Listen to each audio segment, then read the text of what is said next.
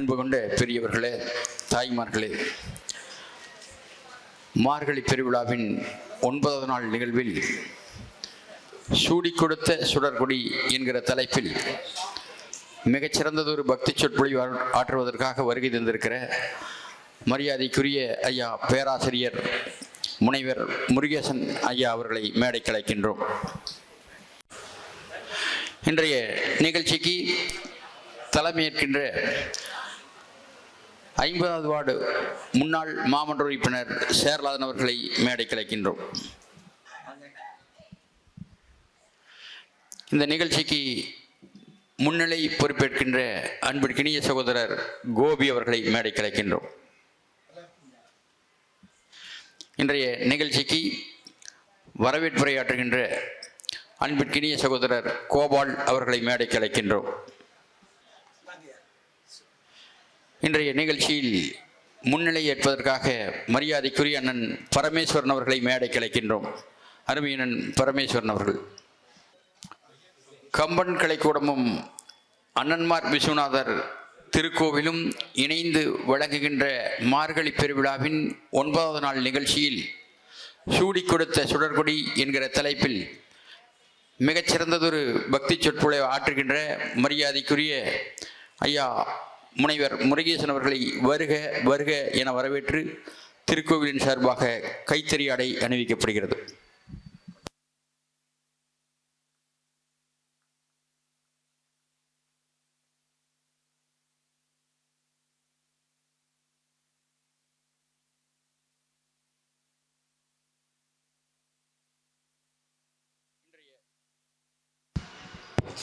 இன்றைய நிகழ்ச்சியில் தலைமையேற்கின்ற முன்னாள் மாமன்ற உறுப்பினர் சேர்லாதன் அவர்களுக்கு அருமையண்ணன் மாணிக்கராஜ் அவர்கள் கைத்தறி ஆடை அணிவிக்கின்றார்.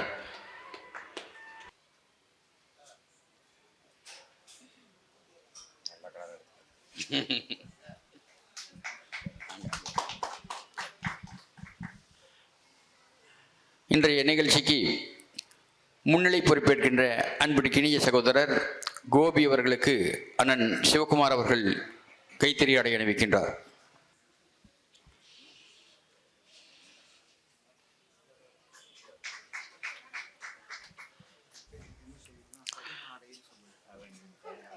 இன்றைய நிகழ்ச்சியினுடைய வரவேற்புரையாளர் மரியாதைக்குரிய சகோதரர் கோபால் அவர்களுக்கு அண்ணன் தன்னாசி அவர்கள் கைத்தறி ஆடை அணிவிக்கின்றார்.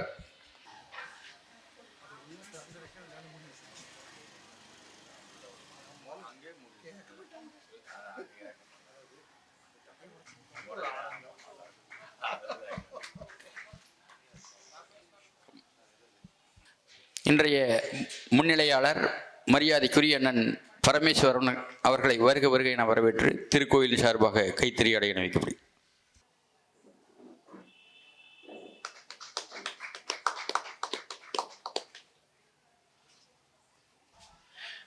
மரியாதைக்குரிய ஐயா பேராசிரியர் முருகேசன் அவர்களுக்கு கம்பன் கலைக்கூடத்தின் சார்பாக பொன்னாடையும் நினைவு பரிசும் வழங்கப்படுகிறது.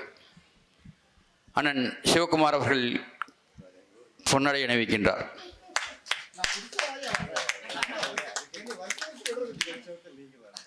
கம்பன் கலைக்கூடத்தினுடைய நிர்வாகி மரியாதைக்குரிய சகோதரி சந்திரபிரியா அவர்கள் நினைவு பரிசினை வழங்குகின்றார்.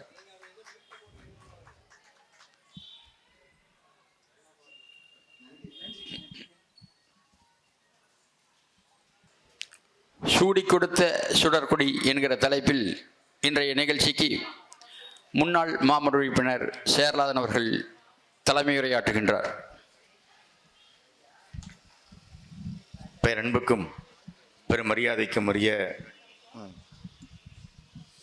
பெரியோர்களே, தாய்மார்களே, பக்தகோடி பெருமக்களே, மார்கழி பெருவிழாவினுடைய 9வது நாள் நிகழ்வாக இன்றைய தினம் நடந்து கொண்டிருக்கிற பக்தி சொற்பொழிவினுடைய ஒரு பகுதியாக சூடி கொடுத்த சுடர்கொடி என்கிற தலைப்பிலே பக்தி சொற்பொழிவாடு விட்டுருவதற்கு வருகை தந்திருக்கிற பெருமரியாதைக்குரிய பேராசிரியர் முனைவர் முருகேசபை ஐயா அவர்களே, இந்த நிகழ்வுக்கு முன்னிலை பொறுப்பை ஏற்றிருக்கிற பெருமரியாதைக்குரிய கோபிநாத் அவர்களே, இந்த நிகழ்வுகளை வரவேற்புரையாற்றுவதற்கு வருகை தந்து அமர்ந்திருக்கிற பெருமரியாதைக்குரிய சகோதரர் கோபால் அவர்களே, இந்த நிகழ்விலே முன்னிலை பொறுப்பை ஏற்றிருக்கக்கூடிய பெருமரியாதைக்குரிய அண்ணன் பரமேஸ்வரன் அவர்களே, வருகின்றிருக்கக்கூடிய பெரியோர்கள் அத்தனை பேருக்கும் இந்த நேரத்திலே வணக்கத்தை தெரிவித்துக் கொண்டு, இந்த மார்கழி பெருவிழாவில் ஒரு மிகப்பெரிய ஒரு கலை விழாவாகவே நடத்தி கொண்டிருக்கிற அன்னமார் திருக்கோயிலினுடைய நிர்வாகத்தாருக்கும், அதே போலவே நிலையில்லாத இந்த உலகத்தில் என்றைக்கும் நிலையாக இருப்பது கலைகள்தான். அந்த கலைகளை வளர்த்துகிற சீரான பணியை, சிறப்பான பணியை செய்து வருகிற கம்பன் கலை கூடத்தாருக்கும் இந்த நேரத்திலே நன்றியை தெரிவித்துக் கொள்கின்றேன். திருவையாறிலே மார்கழியிலே நடப்பதை ஒரு மிகப்பெரிய இசை நிகழ்வை போல இங்கே உடையாம்பாளையம் பகுதியில் ஒரு கடந்த 3 ஆண்டு காலமாக தொடர்ச்சியாக ஒரு மிகப்பெரிய ஒரு பக்தி சொற்பொழிவு நிகழ்வு நடைபெற்று வருகிறது. இதில் பல்வேறு தலைப்புகளிலே பல்வேறு பேராசிரியர்கள், சொற்பொழிவாளர்கள் கலந்து கொண்டு நம்முடைய வாழ்க்கைக்கு தேவையான, இன்னும் சொல்ல போனால் ஆன்மீகத்தில் இருக்கக்கூடிய நல்ல கருத்துக்களை, வாழ்க்கைக்கு தேவையான கருத்துக்களை எல்லாம் சிறப்பாக இங்கே சொல்லி மிகப்பெரிய அளவிலே இந்த நிகழ்வானது சிறப்போடு நடைபெற்று வருகிறது. இந்த நிகழ்வு இன்னும் சீரோடும் சிறப்போடும் நடைபெற வேண்டும் என்று இந்த நேரத்திலே வாழ்த்தி, வருகின்றிருக்கிற உங்கள் அனைவரையும் வருக வருக என்று வரவேற்று வாய்ப்புக்கு நன்றி கூறி விடைபெறுகிறேன். நன்றி, வணக்கம்.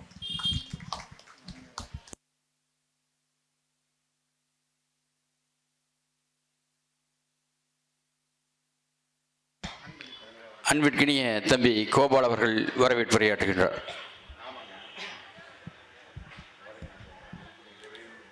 அருள்மிகு அன்னமார் விஸ்வநாதரீஸ்வரர் திருக்கோயில் மார்கழி நன்னாளிலே இன்றைய சொற்பொழிவு நிகழ்ச்சிக்கு வருகை தந்திருக்கும், இந்த நிகழ்ச்சிக்கு தலைமை பொறுப்பேற்று நடத்தி கொண்டிருக்கும் முன்னாள் மாமன்ற உறுப்பினர் ஈரா சேரலாதன் அவர்களே, அவர்களின் உடன்பிறப்பு ஈரா செந்தில்குமார் அவர்களே, முன்னிலை பொறுப்பேற்று நடத்தி கொண்டிருக்கின்ற கேபிள் கோபி அவர்களே, ஈரா பரமேஸ்வரன் அவர்களே, இந்த சொற்பொழிவு நிகழ்ச்சியை கேட்க வருகை தந்திருக்கும் அண்ணன் சிவகுமார் அவர்களே, முனுசாமி அவர்களே, மாணிக்கராஜ் அவர்களே, பன்னீர்செல்வம் அவர்களே, ஊகா குழந்தைவேல் அவர்களே மற்றும் அனைத்து தாய்மார்களுக்கும் எனது முதல்கண் வணக்கத்தை தெரிவித்துக் கொள்கிறேன். வருடா வருடம் நமது ஊரில் ஆன்மீகமும் பக்தியும் தழைத்து ஓங்க வேண்டும் என்று மார்கழி இந்த நன்னலிலே சிறப்பானதொரு சொற்பொழிவு நிகழ்ச்சியை நிகழ்த்தி கொண்டிருக்கும் கம்பன் கலைக்கூடத்தாரின் நிகழ்ச்சியின் ஒருங்கிணைப்பாளராக செயல்பட்டு கொண்டிருக்கும் அக்கா ஜே சந்திரபிரியா அவர்களுக்கும், இந்நிகழ்ச்சிக்கு உறுதுணையாக இருந்து நடத்தி கொண்டிருக்கும் டாக்டர் சுப்பிரமணி அவர்களுக்கும், அவர்களது துணைவியார் அவர்களுக்கும், இன்றைய சொற்பொழிவு நிகழ்ச்சியை நிகழ்த்த வருகை தந்திருக்கும் பேராசிரியர் கா முருகேசன் அவர்கள் சூடி கொடுத்த சுடர்கொடியே என்னும் தலைப்பில் இங்கு சொற்பொழிவு நிகழ்ச்சியை நிகழ்த்த உள்ளார். என்னை ஒவ்வொரு மேடையிலும் ஏற்றி எனது பேச்சை கேட்டு இந்த மேடையை அழகுபடுத்தி பார்த்து கொண்டிருக்கும் முன்னாள் மாமன்ற உறுப்பினர் ஈரா சேரலாதன் அவர்களுக்கும், அவர்களுக்கு நான் எந்த ஒரு நிகழ்ச்சியாக இருந்தாலும் என்னை போன் செய்து அழைத்து அந்த மேடையில ஏற்றி என்னை சிறிது வார்த்தையாவது பேச வைத்து என்னை அழகுபடுத்தி பார்க்கும் ஈரா செந்தில்குமார் அவர்களுக்கும் என்றென்றும் எனது நன்றியை உரித்தாக்கிக் கொள்கிறேன். இந்த சொற்பொழிவு நிகழ்ச்சிக்கு வருகை தந்திருக்கும் உங்கள் அனைவரையும் நமது அன்னமார் விஸ்வநாதர் ஈஸ்வரர் திருக்கோவில் ஊரே மெச்சுகின்ற அளவிலும் இந்த சொற்பொழிவு நிகழ்ச்சியை ஏற்பாடு செய்து வருடந்தோறும் நடத்தி கொண்டிருக்கும் ஆன்மீக வள்ளல், ஆன்மீக செம்மல், இன்னும் குறுகிய காலத்திலே நமது ஊரின் திங்களூர் மாரியம்மன் திருப்பணியானது 75% முடிவற்ற நிலையில் இன்னும் 25% இன்னும் ஒரு சில மாதங்களில் முடிவுற்று கும்பாபிஷேக நிகழ்வினை நாம் இன்னும் சில நாட்களிலே அந்த கும்பாபிஷேக நிகழ்வினை காண உள்ளோம். இந்த நிகழ்ச்சியெல்லாம் ஏற்பாடு செய்து நம்மளுக்கு சிறப்பான முறையில் நடத்தி கொண்டிருக்கும் ஆன்மீக வள்ளல் திரு வசந்தகுமார் அவர்களுக்கு இந்த நேரத்திலே அவர்களது பணி மென்மேலும் சிறக்க எனது மனமார வாழ்த்துக்களை தெரிவித்துக் கொண்டு இந்த சொற்பொழிவு நிகழ்ச்சிக்கு வருகை தந்திருக்கும் உங்கள் அனைவரையும் அன்னமார் கோவில் நிர்வாக கமிட்டியாரின் சார்பாக வருக வருக என வரவேற்கின்றோம்.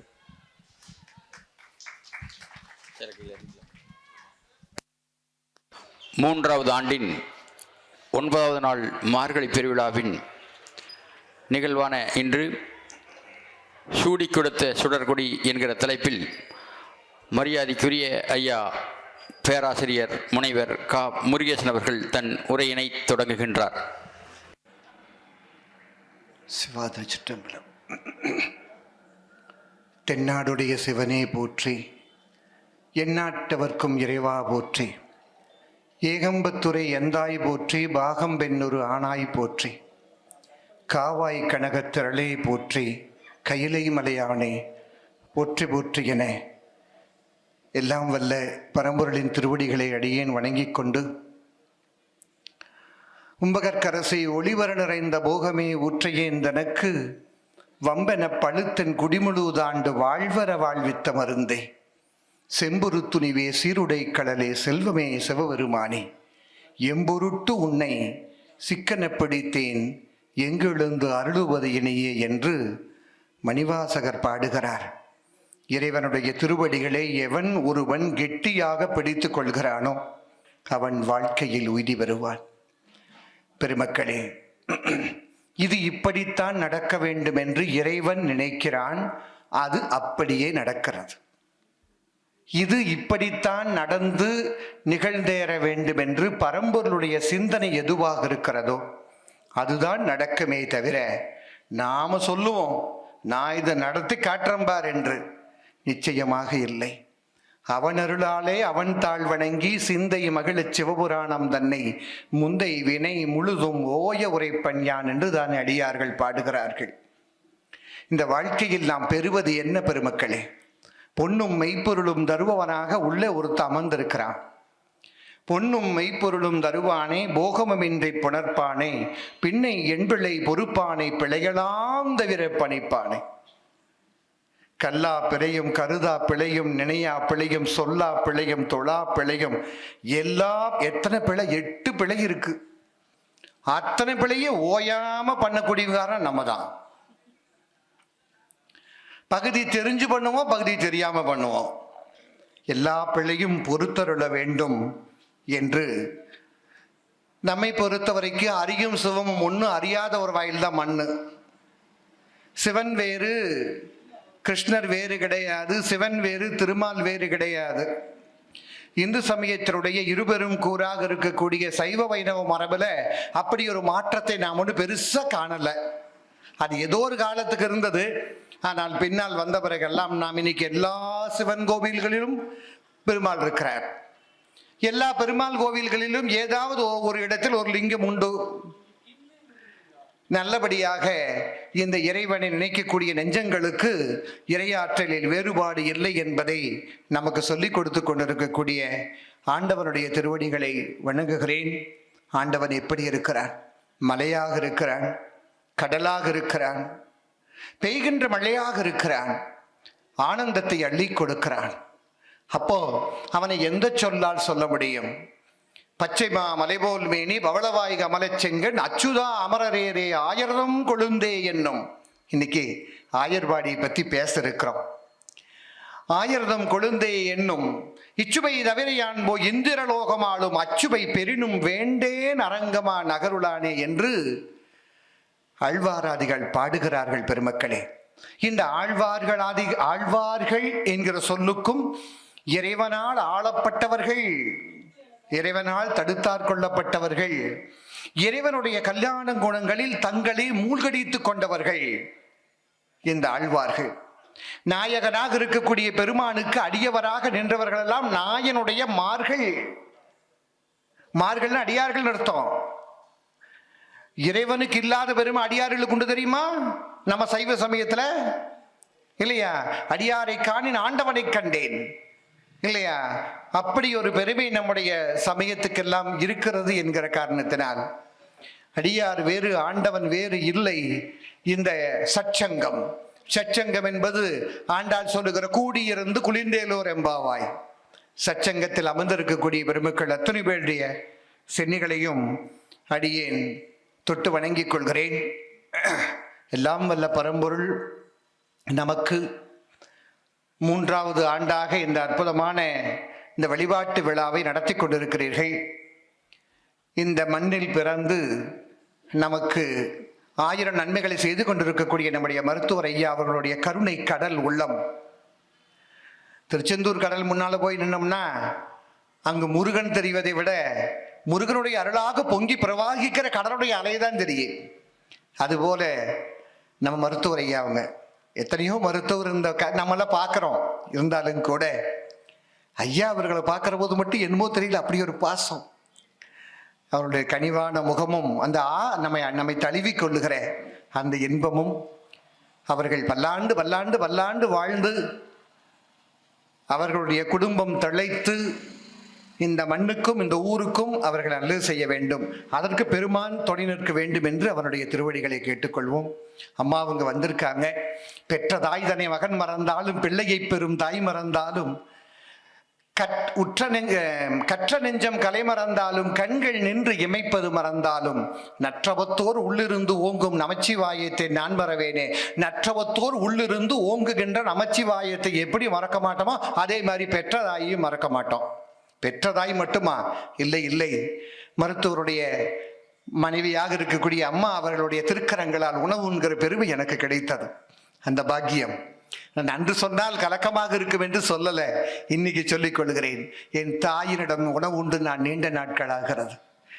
அவர்கள் போன பிறகு என்னை அமர வைத்து எனக்கு சாப்பாடு போட்டு என் மனைவி வேலைக்கு போறாங்க, அந்த எடுத்து வச்சுட்டு போயிட்டே இருப்பாங்க. நீ சாப்பிட்டா சாப்பிடலன்னு போயிட்டே இரு, பட்னி கடன்னு போயிடுவாங்க அந்த அம்மா. அதற்காக அன்பு இல்லைன்னு சொல்ல முடியாது. வேலை, பணத்துக்கு பின்னால் ஓடுறோமே. அவர்களும் நம்மை போல ஆசிரியர். அப்போ அவர்கள் எனக்கு பக்கத்தில் உட்காந்து சோறு போட்டு இருந்தாங்கன்னு நடக்கிற காரியமா? அது மாசம் சம்பளம் வந்துடுமா?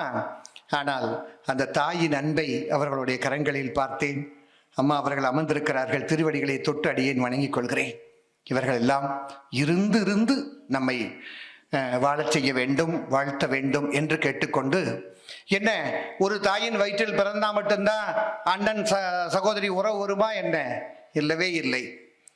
சந்திரபிரபாவை பார்க்கிற போதெல்லாம் எனக்கு 2 அக்கா, அதில் ஒரு அக்கா இப்ப இல்லை. என்னுடைய ஒரு அக்கா அம்மா தவறின பிறகு அவர்கள் பாசத்தை கொட்டுறது பார்க்கணும். அதே பாசத்தை சற்றேனும் குறைவின்றி கொட்டுகிற இன்னொரு என் தாய் என் கருவறையில் தங்காமல் வேறு ஒரு தருவறையில் தங்கிய என்னுடைய அன்பு சகோதரி அவர்களுக்கு என்னுடைய அன்பு வணக்கம். இவங்களுக்கெல்லாம் நான் பெருசா ஒண்ணுமே கொடுக்கலீங்க.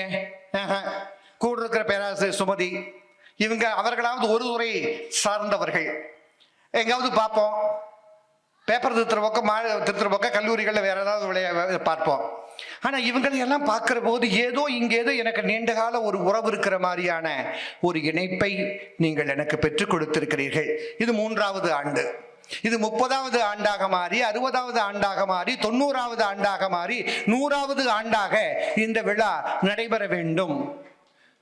அதற்கு பெருமான் தான் துணை நிற்க வேணும். அதுக்கு யாருக்கிட்ட போய் எப்படி சொல்லணுமோ அவர் தான் சொல்லிக்கணும். நம்மளுக்கு அதெல்லாம் தெரியாது என்பதை நீல நினைந்து அடியே நித்தமும் கைதொடுவேன். வாழன கண்மடவாள் அவள் வாடி வருந்தாமல் கோழிலி எம்பெருமான் குண்டையூர் சொன்ன நெல்லு பெற்றேன் ஆடலை எம்பெருமான் அவை அட்டித்தரப்பணியேன் சுந்தரர் வேண்டுகிறார்.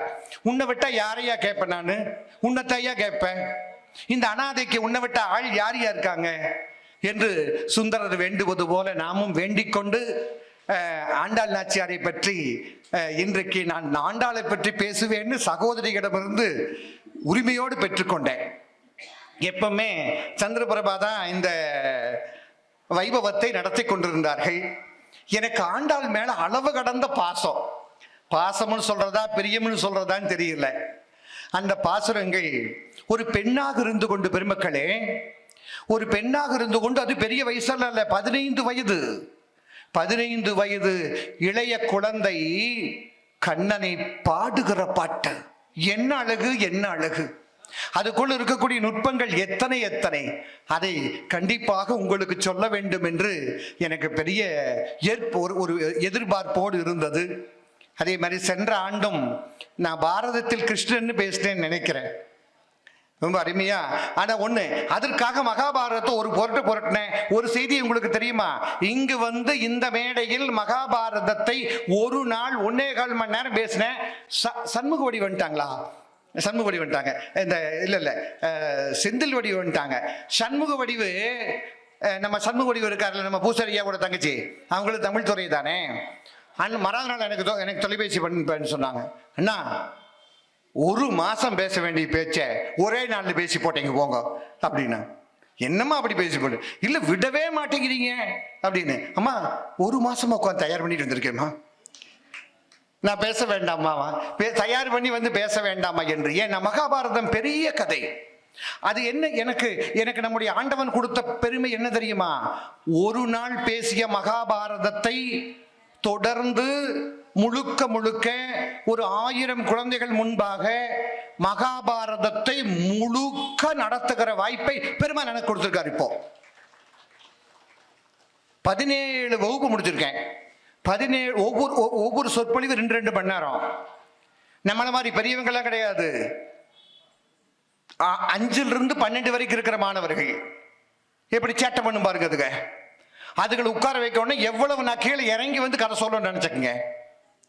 ஆனால் அருமையான வாய்ப்பை ஆண்டவன் கொடுத்தார்.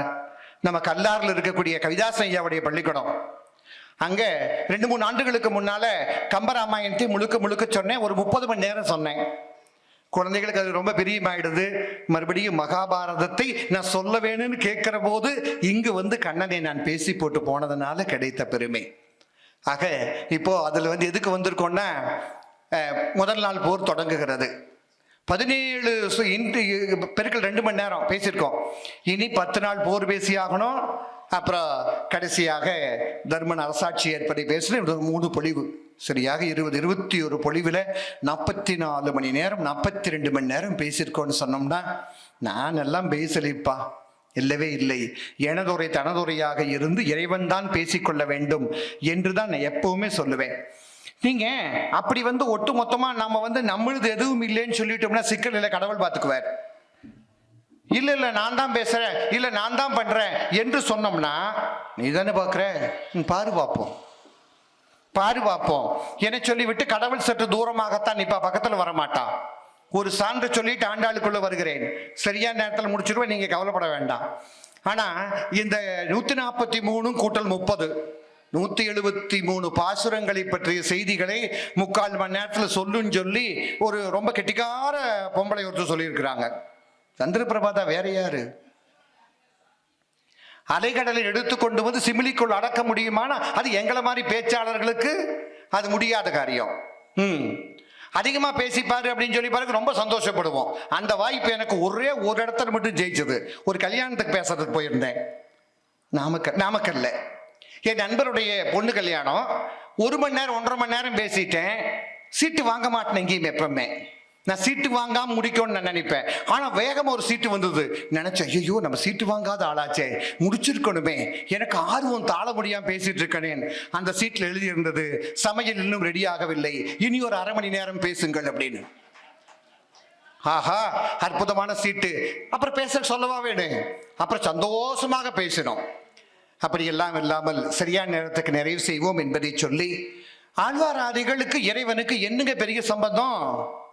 நாயன்மார்கள் விட்டுருவோம், 63 பேரும். ஆனா 12 ஆழ்வார்கள் 4000 பாடல்களை பாடியிருக்கிறார்கள். இதுல ஒரே ஒருத்தி மட்டும் பெண் பிள்ளை. மற்ற மூவருமே, மற்ற 11 பேருமே ஆண்களாக இருக்கிறார்கள். பெருமக்களே, அதில் 10 பேர் தான் ஆண்டவனை குளிர குளிர பாடியவர்கள். மதுரகவி ஆழ்வார் ஒரே ஒரு பாசுரம் பகவான பாடல, குருநாதராக இருக்கக்கூடியவர் பாடுறார். கண்ணினுள் சிறுத்தாம்புன்னு பேரு. 10 பாட்டுங்க. ஆனா ஆழ்வார் அதிகள் வரிசைக்கு வந்துட்டாரு. அடுத்தது ஆண்டாள் 173 பாட்டு. இப்போ நம்முடைய வியாக்கியான சக்கரவர்த்தியாக இருக்கிற பெரியவாச்சான் பிள்ளை எழுதுகிறார். அப்பா, உங்களுக்கு எல்லாம் தெரிந்திருக்கும், இது நாராயணதேவி பரமத்துக்கு வந்துட்டு உரைகளை எழுதிய பெருமக்கள் இருக்காங்க பாருங்க, அவங்க மிகப்பெரிய ஜாம்பவான்கள். அதுல நம்ம மருத்துவர் மாதிரி ரொம்ப உயர்ந்தவர் யாருன்னு கேட்டா பெரியவாச்சான் பிள்ளைன்னு ஒருவர். அந்த பெரியவாச்சான் பிள்ளையில உரை என்ன சிறப்புன்னு கேட்டா, முழுக்க முழுக்க சமஸ்கிருதம், இடையில எங்காவது தமிழ் வரும். படிச்சு பார்த்து ஒரு நாளெல்லாம் உட்கார்ந்து படிச்சா கூட 10 பக்கம் போக மாட்டேங்குது, விளங்கவே இல்லை. இந்த வயசா இன்னும் விளங்கல அப்படின்னு எப்படி இருக்கும் பாருங்களேன். அப்புறம் எங்க பசங்க கொடுத்து படிக்க சொன்னா படிக்குமா? ரூபாந்தியா கிட்ட கொடுத்து படிக்க சொன்னா படிக்குமா? படிக்காது. ஐயா நீங்களே படிக்கல, நாங்க ஐயா படிக்கணும், அல்லது நீங்க படிச்சு சொல்லுங்க ஐயா, எங்களால படிக்க முடியாது. விளைவு என்ன தெரியுமா? பெருமான் அவர்களுக்குள்ள அமர்ந்து கொண்டு அவர்களுடைய சொல்லாக எழுதிய மந்திர சொற்கள் அவை. அதுல சொல்றாரு, தராசு எடுத்து நிறுத்துங்க. ஒரு பக்கம் 11 ஆழ்வாருடைய பாசுரங்களை வையுங்கள், இனி ஒரு பக்கம் ஆண்டாருடைய பாசுரங்களை மட்டும் வையுங்கள். திருப்பாவையும் நாச்சியார் தர்மொழியும் நிச்சயமாக 2ம் சரியாக இருக்கும் என்று சொல்லுகிறார்கள். எப்படி? 4173 கழிச்சு பாருங்க, மீதி எத்தனை இருக்கும்ட்டு. 4800 சொச்சம் இருக்கக்கூடிய 3800 சொச்சம் இருக்கக்கூடிய பாடல்கள் அதிகமாக இருக்குமா? 173 இருக்கக்கூடியது அதிகமாக இருக்குமா? ஏன் தெரியுமா? மற்றவர்களுக்கெல்லாம் கிடைக்காத பெருமை இந்த ஆண்டாளுக்கு கிடைத்தது. மற்ற அத்தனை பேருமே ஆண்டவனை தூர நிறுத்திட்டு வணங்கினா. செடியாய வல்வனைகள் தீர்க்கும் வேங்கடவானின் கோயில் படியாய் கிறந்து உன் பவலவாய் காண்பேனோ வேண்டினார்கள் இல்லையா? ஆனால் இவர் அப்படியெல்லாம் இல்லை. ஆண்டாள் அப்படியா இருந்தா? இல்லை இல்லை, அவனை எடுத்து தன்னை நெஞ்சுக்குள்ள வச்சுக்கிட்டான். எப்படிப்பட்ட பாக்கியம் பெற்றிருக்கிறார் பாருங்கள். ஒரு செய்தி, அவதாரம் பண்ணி மண்ணுக்கு வந்திருக்கக்கூடிய சாதாரண மனிதர்களைப் போல நீங்கள் ஆண்டாளை நினைத்து விடக்கூடாது, அது மிகப்பெரிய பாவம். சமீபத்தில் ஒரு பெரிய சர்ச்சை வந்து அதெல்லாம் முடிவடைந்தது என்று உங்களுக்கு தெரியும். இந்த பாவத்தை கொண்டு போய் கழுவுவதற்கு எந்த எந்த நீர்நிலை தயாராக இருக்கிறது, எந்த புண்ணிய யாத்திரை தயாராக இருக்கிறது தெரியலீங்க, தெரியல. ஒரு மனுஷனுக்கு மனுஷன் கோபம் வருதுன்னா ஏதோ சண்டை போட்டுக்கலாம், அப்புறம் கூட விட்டு கொடுக்கணும். நம்ம எப்பாவது கோபம் போட்டு சத்தம் போட்டு பேசி போட்டு போன பிறகு நினைச்சிருப்போம், சித்தி நம்ம பேசியிருக்க வேண்டாம். ஆனால் மனிதனுக்கு மனிதனே பேசிய பின்பு ஏன் பேசணும் என்று நினைக்கிறோமே. ஆனால் ஆண்டாள் நாச்சியாரை பேசிய வார்த்தைகள், அவள் பிறப்பை சொல்ல முடியுமா? யாருக்கும் உங்களுக்கும் எனக்கும் கிடைக்காத கோடானு கோடி 84,000 யோனி பேதங்கள் இருக்கின்றன. யாருக்குமே கிடைக்காத பெருமை அவளுக்கு கிடைத்ததே. துளசி செடிக்கு கீழே குழந்தையாக கிடந்தாளே. பெரியாழ்வாருக்கு ஏன் தெரியுமா கிடைச்சா மகளா? இந்த விஷயம் எல்லாம் சந்திரபிரபா சொல்லியிருக்க மாட்டாங்க நான் நினைக்கிறேன். 2 வருஷமா சந்திரபிரபா பேசுனதெல்லாம் ஒருக்கா ரீகால் பண்ணிட்டு தான் வந்தேன். அவர்கள் பேசாத விஷயத்தை இங்க சொல்லி ஆகணும், நான் ரொம்ப அக்கறையா வந்தேன். ஏன் தெரியுமா? உங்களை என்னிடம் கவர வேண்டும். அந்த அம்மா ஏற்கனவே சொன்னதெல்லாம் சொன்னா, ஆமாமா சந்திரபிரபா சொன்னதான் முருகேசன் சொன்னார் அப்படின்னு நீங்க போயிருவீங்க. அதெல்லாம் சொல்லாத விஷயத்தை சொல்ல வந்திருக்கிறேன் பெருமக்களை. ஒண்ணுமே இல்லை, ஆண்டாளுக்குள் இருக்கிறத நாங்க பார்க்கிற பார்வை மட்டும் கொஞ்சம் வேறுபடும். ஏன் தெரியுமா பெரியாழ்வாருக்கு அந்த பாக்கியம் கிடைச்சது? இதே ஸ்ரீரங்கம் பெருமக்களே நடந்த உண்மையான வரலாறு.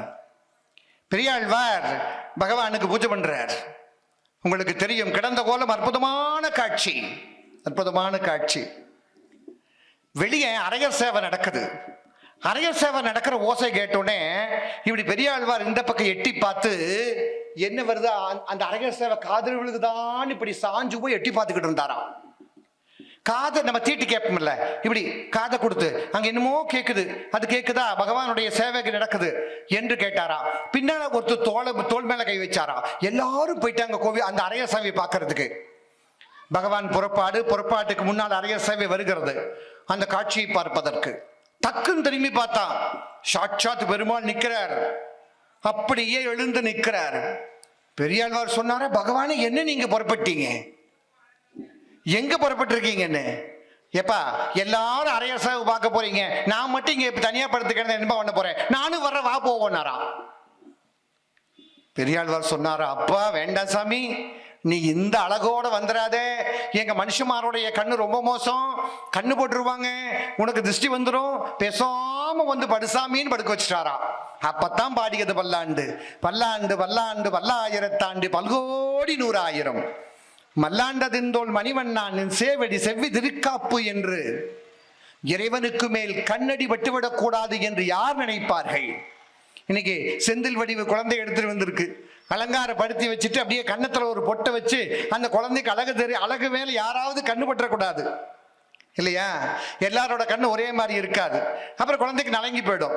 அப்படி குழந்தைக்கெல்லாம் நாம் அழகு சூட்டுக்கிறோமே, இது எப்படின்னா யசோதை பண்ணுவாளாம். ஏற்கனவே கிருஷ்ணன் அழகு வேற, ஏறாந்த கண்ணு யசோதை இளைஞ்சிங்கன்னு ஒரு வரி வருமே, அதுக்கு அர்த்தம் என்ன தெரியுமா? யசோதையனுடைய கண்களுக்கு அப்படி ஒன்று பெரிய கவர்ச்சி இல்லையா? அவ இளையர் குலம் தானே, இடையர் குலத்தில் பிறந்தவளுக்கு பெரிய அழகு வந்துருமா என்ன? இல்லை இல்லை, கண்ணனை பார்த்து பார்த்து அவனுடைய ஒளி பிரவாகத்தினுடைய கண்களுக்கு அப்படியே சக்தி வந்து வந்து வந்து வந்து அவளுடைய கண்கள் எல்லாம் பிரகாசமாக மாறியதா. அதனால்தான் ஏறார்ந்த கண்ணி யசோதை இளஞ்சிங்கம்னு நம்முடைய ஆண்டாள் பாடுகிறாள். அப்போ அந்த அந்த குழந்தையினுடைய கண்ணுக்கு கண்ணத்துல ஒரு திருஷ்டி பட்டு வைப்போம் இல்லையா, அது மாதிரி பொட்டு எடுத்து வச்சு பெரியாழ்வார் போய் படுத்துக்கொண்டு சொல்லிட்டாரா திருமாலை.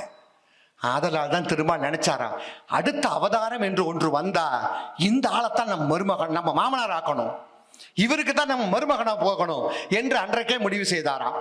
அதே மாதிரி அவதாரம் வருகிற போது பெரியாழ்வாருக்கு எவ்வளோ பெரிய பெருமை. நமக்கு மட்டும் அப்படி ஒன்று கிடைச்சதுன்னு வச்சுக்கோங்க, கோயம்புத்தூர் திருப்பி வச்சிருவோம், என்ன பந்த விடுவோம் நம்ம இல்லையா? பெருமாளுக்கே மாமனார்னா யாரு நீ நினைச்சிட்டு இருக்க, சொல்ல மாட்டோமா? ஆனா பெரியாழ்வார் சொல்லவே இல்லை. எப்ப தெரியுமா சொன்னார்? எப்ப தெரியுமா சொன்னார்? திருவரங்கத்துல கொண்டு போய் ஜோதியாக கலந்து பாதத்தை தொட்டா அப்படியே பகவானோடு மறைஞ்சு போயிட்டா. போன பிறகு கூட்டிட்டு போற போது பெரிய யானை வாரணமாயிரம் சூலவலம் செய்து நாரண நம்பி நடக்கின்றார் தன்னெதிர், அத்தனையும் சொல்ல ஆசைதான், எனக்கு நேரம் போதாது. அப்படி வந்த திருமண கோலத்தை பார்க்கறதுக்கு ஆசையா கொண்டு வந்தாரா? எந்த பெற்றோராக இருக்கட்டும், கல்மணமுடைய பெற்றோராக இருந்தாலும் கூட பிள்ளைக்கு திருமாங்கல்ய முடிச்சு கொடுக்கிற போது நெஞ்சு கலங்கி போயிரும் பாருங்களே. நான் பெற்று வளர்த்தி ஆளாக்கி நான் வச்சிருக்கக்கூடிய மகள், அவன் நம்ம மேல பாசமா இருந்தாலோ பாசம் இல்லாமல் இருந்தாலோ, ஐயோ என்னை விட்டு போகிறாளே, என் பாசம், அந்த பாசம் எனக்கு கிடைக்குமா மறுபடியும்? இனி கணவன் மேல் அல்லவா அந்த பாசம் போகும், நாளைக்கு அவளுக்கு பிறக்கிற குழந்தைகள் மேல் அல்லவா பாசம் போகும். நினைக்கக்கூடிய தாயின் தந்தைக்கு நின்று கலங்குவதை பார்த்திருக்கிறோம். அந்த கலக்க நம்மளுக்கு கூட வந்திருக்கோம் நம்ம வீட்டுல குழந்தைகள் இருந்திருந்தால். ஆனா ஆணை பெற்ற பிள்ளைகள் மட்டும், ஆணை பெற்ற அப்பா அம்மா மட்டும் ரொம்ப ஜெய்ஜாண்டிக்கா இருப்பாங்க, கவலையே விட மாட்டாங்க. ஏன்னா இவ வீட்டுக்கு தானே புள்ள வருது, அது சும்மாவா வருது, நகை நட்டோட செல்வத்தோட வருது இல்ல. ஆம்பளை பெற்ற பிள்ளைங்க மகிழ்ச்சியா இருப்பாங்க. இப்பவே சந்திரபிரபாம திட்டம் போட்டாங்க, ஓகே நமக்கு ஒரு மருமகள் வருவாள், நாமும் ரொம்ப சந்தோஷமாக இருக்கலாம் என்றெல்லாம் சந்திரபிரபா அவர்கள் நினைத்திருக்கிறார்கள்.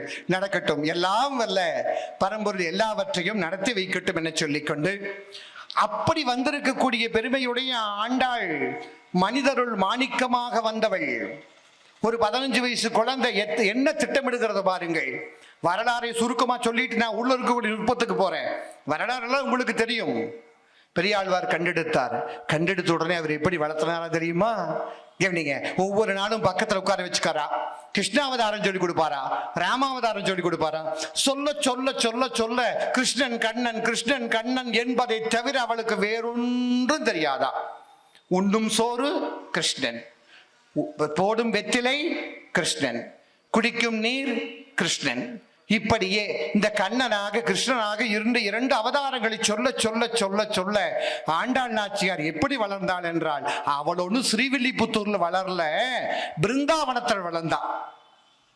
பெருமக்களே, பிருந்தாவனத்துல அந்த ஆயர்கள் எல்லாம் சூழச்சூழ, கோபியர்கள் சூழச்சூழ மகிழ்வா குதித்து மகிழ்ந்து வாழ்ந்ததை போல ஸ்ரீவில்லிபுத்தூரில் அவள் வாழ்ந்தாள். அப்படியே வளர்ந்து வருகிற போது நடந்த கதையெல்லாம் உங்களுக்கு தெரியும். எத்தனை நாட்கள் இந்த மாயவேல் நடந்தோ தெரியல. அப்பா நந்தவனத்தில், அவருக்கு இருக்கிற நந்தவனம், பெருமாளுக்கு இருக்கிற நந்தவனம், அந்த நந்தவனத்திலிருந்து பூக்களை எல்லாம் கொண்டு வந்து மாலை தொடுத்து வைத்து விட்டு மற்ற காரியங்களை பார்த்து சுவாமிக்கு கைங்கரியம் பண்ண போயிடுவார். பெருமக்களே, நீங்கள் எல்லாம் கோவிலுக்கு போனால் பெரியவங்க செய்வீங்க, நான் இல்லைன்னு சொல்லலை. எங்காவது ஒரு சின்ன சின்ன கைங்கரியத்தை பண்ணிட்டு வாங்க. அதுக்கு சொர்க்கவாசம் நம்மளுக்கு திறந்து விடும். ஞாபகம் வச்சுக்கோங்க. வீட்டில இருந்து டப்பா டப்பாவா புளி சாதம், தயிர் சாதம் இதெல்லாம் செஞ்சு கொண்டு போய் கோயில் உட்காந்து மூக்கு வரைக்கும் சாப்பிட்டு போட்டு குப்பை போட்டு வந்தோம். அதுக்காக நான் சாப்பிட வேண்டாம்னு சொல்லல. ஆனால் கோயில்ல கைங்கரியம் செய்வதை போல வேறு ஒரு பாக்கியம் இல்லை. உள்ள இருக்கிற பெருமான் அதைத்தான் கேட்கிறார். மாலை புனஸ்காரம் எல்லாம் வைக்கலாம், ஒரு 10 படி அரிசி போட்டு பொங்கல் எல்லாம் செஞ்சு கொண்டு போய் வைக்கலாம், அதெல்லாம் தானம் தான். ஆனால் அவற்றையெல்லாம் விட எங்காவது என் கோயில் ஓரத்துல குப்பை கிடக்குதா, கூட்டி இருக்கிறியா, சாணம் போட்டிருக்கிறியா, மெழுகு இருக்கிறியா என்றுதான் கடவுள் பார்க்கிறார் என்று சொன்னால் அதுதான் கைங்கரியம். பெரியாழ்வார் கைங்கரியம் பண்றதுக்கு போயிட்டார். ஆண்டாள் ஒவ்வொரு நாளும் அந்த மாலை எடுத்து சூடுவாளா. ஆண்டாள் மாலை எப்படி இருக்குன்னு உங்களுக்கு தெரியும். திண்டு முடியாத மாலை அது. அப்படியே பொட்டாது அது. அந்த ஆண்டாள் மாலைக்கும் ஆண்டாள் கொண்டைக்கும் இருக்கிற சிறப்பு இருக்கிறது பாருங்கள். அவன் நடந்து வருகிற அழகு, அடாடா, பெண் பிள்ளை ஏண்டா பெக்கலேன்னு ஆசையா இருக்கு நம்மளுக்கெல்லாம் பார்க்கிற போது. வீட்டில் ஒரு பெண் பிள்ளை இருந்திருக்காதா, அதுக்கு ஒரு நாளைக்கு ஆண்டாள் வேஷம் போட்டு பாத்திர மாட்டோமா என்றெல்லாம் நம்மளுக்கு மார்கழி மாதம் நினைப்பது போல அற்புதமான கோலமாக, ஆமா, இந்த செந்தில் வடிவு பார்ப்பார்கள். ஒரு நாளைக்கு நம்ம ஆண்டாள் வேஷம் போட்டு கூட்டிட்டு வந்துடலாம் இங்க கோவிலுக்கு. இறைவன் அந்த குழந்தைகளுக்கு எல்லாம் நல்ல நீள ஆயுளையும் நிறைய செல்வத்தையும் கொடுத்திருக்க வேண்டும் என்று கேட்டுக்கொண்டு அப்படியே நடந்து கொண்டிருக்கிற போது ஒரே ஒரு நாள் மட்டும் பார்த்துட்டாரு. வந்து பெரியாழ்வார் கைங்கரியத்தை முடிச்சுட்டு வர்றாரு. அப்படியே கண்ணாடி முன்னால் நின்று பெருசா அப்படி பார்க்கறா. இதை தூக்கி போடுறா, பார்த்து நல்லா இருக்கா, கொஞ்சம் நல்லா இல்லையா, இன்னும் கொஞ்சம் கீழே கிட்டுமா, நல்லா இருக்கா என்பது போல் அழகு பார்த்துட்டு இருக்காரு. எப்படி கோபம் வரவருக்கு, பெரிய அபச்சாரம் பண்ணிட்டியேமா என்று மகளை கடிந்து கொண்டு அந்த மாலை எடுத்து வைத்து விட்டு மறுபடியும் போய் குளிச்சுட்டு பூ பறிச்சு கொண்டு வந்து புதுசாக மாலை தொடுக்கிறார். மாலை தொடுத்து கொண்டு போட்டா அவர் அதை கழுத்து விட்டு கீழே இறக்கி விட்டுட்டே இருக்கிறார். அந்த மாலையை வாங்க மாட்டேங்கிறார். இவர் என்ன நினைச்சுக்கிட்டார்னா, பகவான்கள் கட்டி வச்ச மாலையை மகள் சுட்டி விட்டாலே பகவான் கோபிக்கிறார் நினைச்சிட்டு வருத்தத்தோட வந்து படுத்து உறங்கிய பிறகு பகவான் இரவு கனவில் வந்து சொன்னார் பெரியாழ்வாரை பார்த்து, ஒவ்வொரு நாளும் எனக்கு அவள் சூடி கொடுத்து கொண்டிருக்கிறேன். ஆண்டாள் சூடிய மாலையைத்தான் நான் ஒவ்வொரு நாளும் அணிந்து வருகிறேன். அவள் சூடாத ஒரு மாலையை இன்றைக்கு நீ எனக்கு சூட்ட. அப்ப நினைச்சுக்கிட்டார், ஓ இந்த வேலை ரொம்ப நாளா நடக்குதா, அப்ப இந்த வேலை இத்தனை நாளா நடக்குதா, எனக்குத்தான் தெரியாம போச்சா, இதுல கூட்டு சரி வேறையா, திருமால் கூட இவளை கூட்டு சரி போட்டிருக்கிறாளா என்று பெருமாள் நினைத்து கொண்டாள். ஒவ்வொரு நாளும் அது கட்டளை ஆகி போச்சு அவனுக்கு. ஒவ்வொரு நாளும் மாலை கட்டி வைக்கிறது. இவர் சூடிய மாலையை பெருமாள் வாங்கிக்கிறார் என்று. அதற்கு பிறகு அவளுக்கு உறுதியாகி விட்டது, மானுடர்க்கென்று வாய்க்கப்பட்டால், மானுடர்க்கு என்று சொல்லப்பட்டால் உயிர் வாழேன் என்று சொன்னான். அந்த காலத்திலேயே நினைச்சவனை அடைய முடியலன்னா உயிர் போனாலும் பரவாயில்ல நினைக்கக்கூடிய கெட்டியான மனமுடையவர்கள் இருந்தார்கள் என்பதை ஆண்டாள் உறுதியாக காட்டுகிறாள் இல்லையா. மானுடர்க்கென்று வாய்க்கப்பட்டால் உயிர் வாழவே மாட்டேன்னு சொன்னா. பெரியாழ்வார் சொன்னாரு, ஏமா பைத்தியமா பேசாதம்மா, இந்த மானுட பிறப்பு எடுத்துட்டு போய் பகவான் அடையவெல்லாம் முடியாதம்மா. வழிபாடு பண்ணலாம், பக்கத்துல போலாம், மீறி போனா தொட்டு கும்பிடலாம், ஆனா அவனை எல்லாம் கல்யாணம் பண்ணிக்க முடியாதுமா, சொன்னா கேளுமன். அவன் உறுதியாக இருந்தால் இல்லை பகவான் வருவார், கண்ணன் வருவான், எனக்கு மாலையிடுவான், இது திண்ணம் என்று காத்திருந்தார். அதே போல இவர் வருத்தப்பட்டு கிடக்கிறார், கண்ணீரோட தலையணையில் படுக்கிறார். பெருமக்களே, ஒவ்வொரு நாளும் நமக்கு ஏதாவது மனக்குறை இருந்தால், குறையே வேண்டாம், குறையொன்றும் இல்லை என்று நினைப்போம். குறையொன்றும் இல்லை மறைமூர்த்தி கண்ணா என்ன நினைச்சு கொண்டோம்னா நல்லா இருப்போம். இரவு நேரம் அதையும் மீறி ஏதாவது நமக்கு வேண்டுதல் இருந்து விட்டால் நீங்கள் படுக்கிற அந்த தலையணையை இறைவன் திருவடியாக நினையுங்கள். ஒரே ஒரு மணித்துளி நீங்கள் அதை சொல்லுங்கள். சத்திய வாக்கு சொல்லுவதற்கு எனக்கு அருகதை இல்லாமல் இருந்தாலும் கூட என்னை சொல்ல வைப்பது நான் பெருமாள் ஆண்டாள் என்று நினைத்துக் கொள்கிறேன்.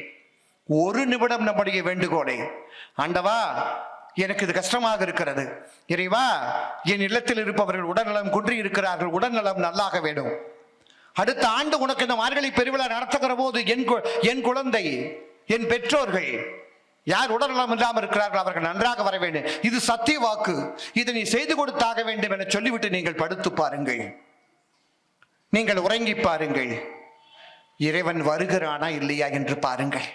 நிச்சயமாக வருவான் என்பதை பெரியாழ்வாரும் ஆண்டாளும் சேர்ந்து சொல்லுகிறார்கள். என் மகள் இப்படியெல்லாம் பேசுகிறாளே என்று பெரியாழ்வார் வருத்தப்பட்டார்.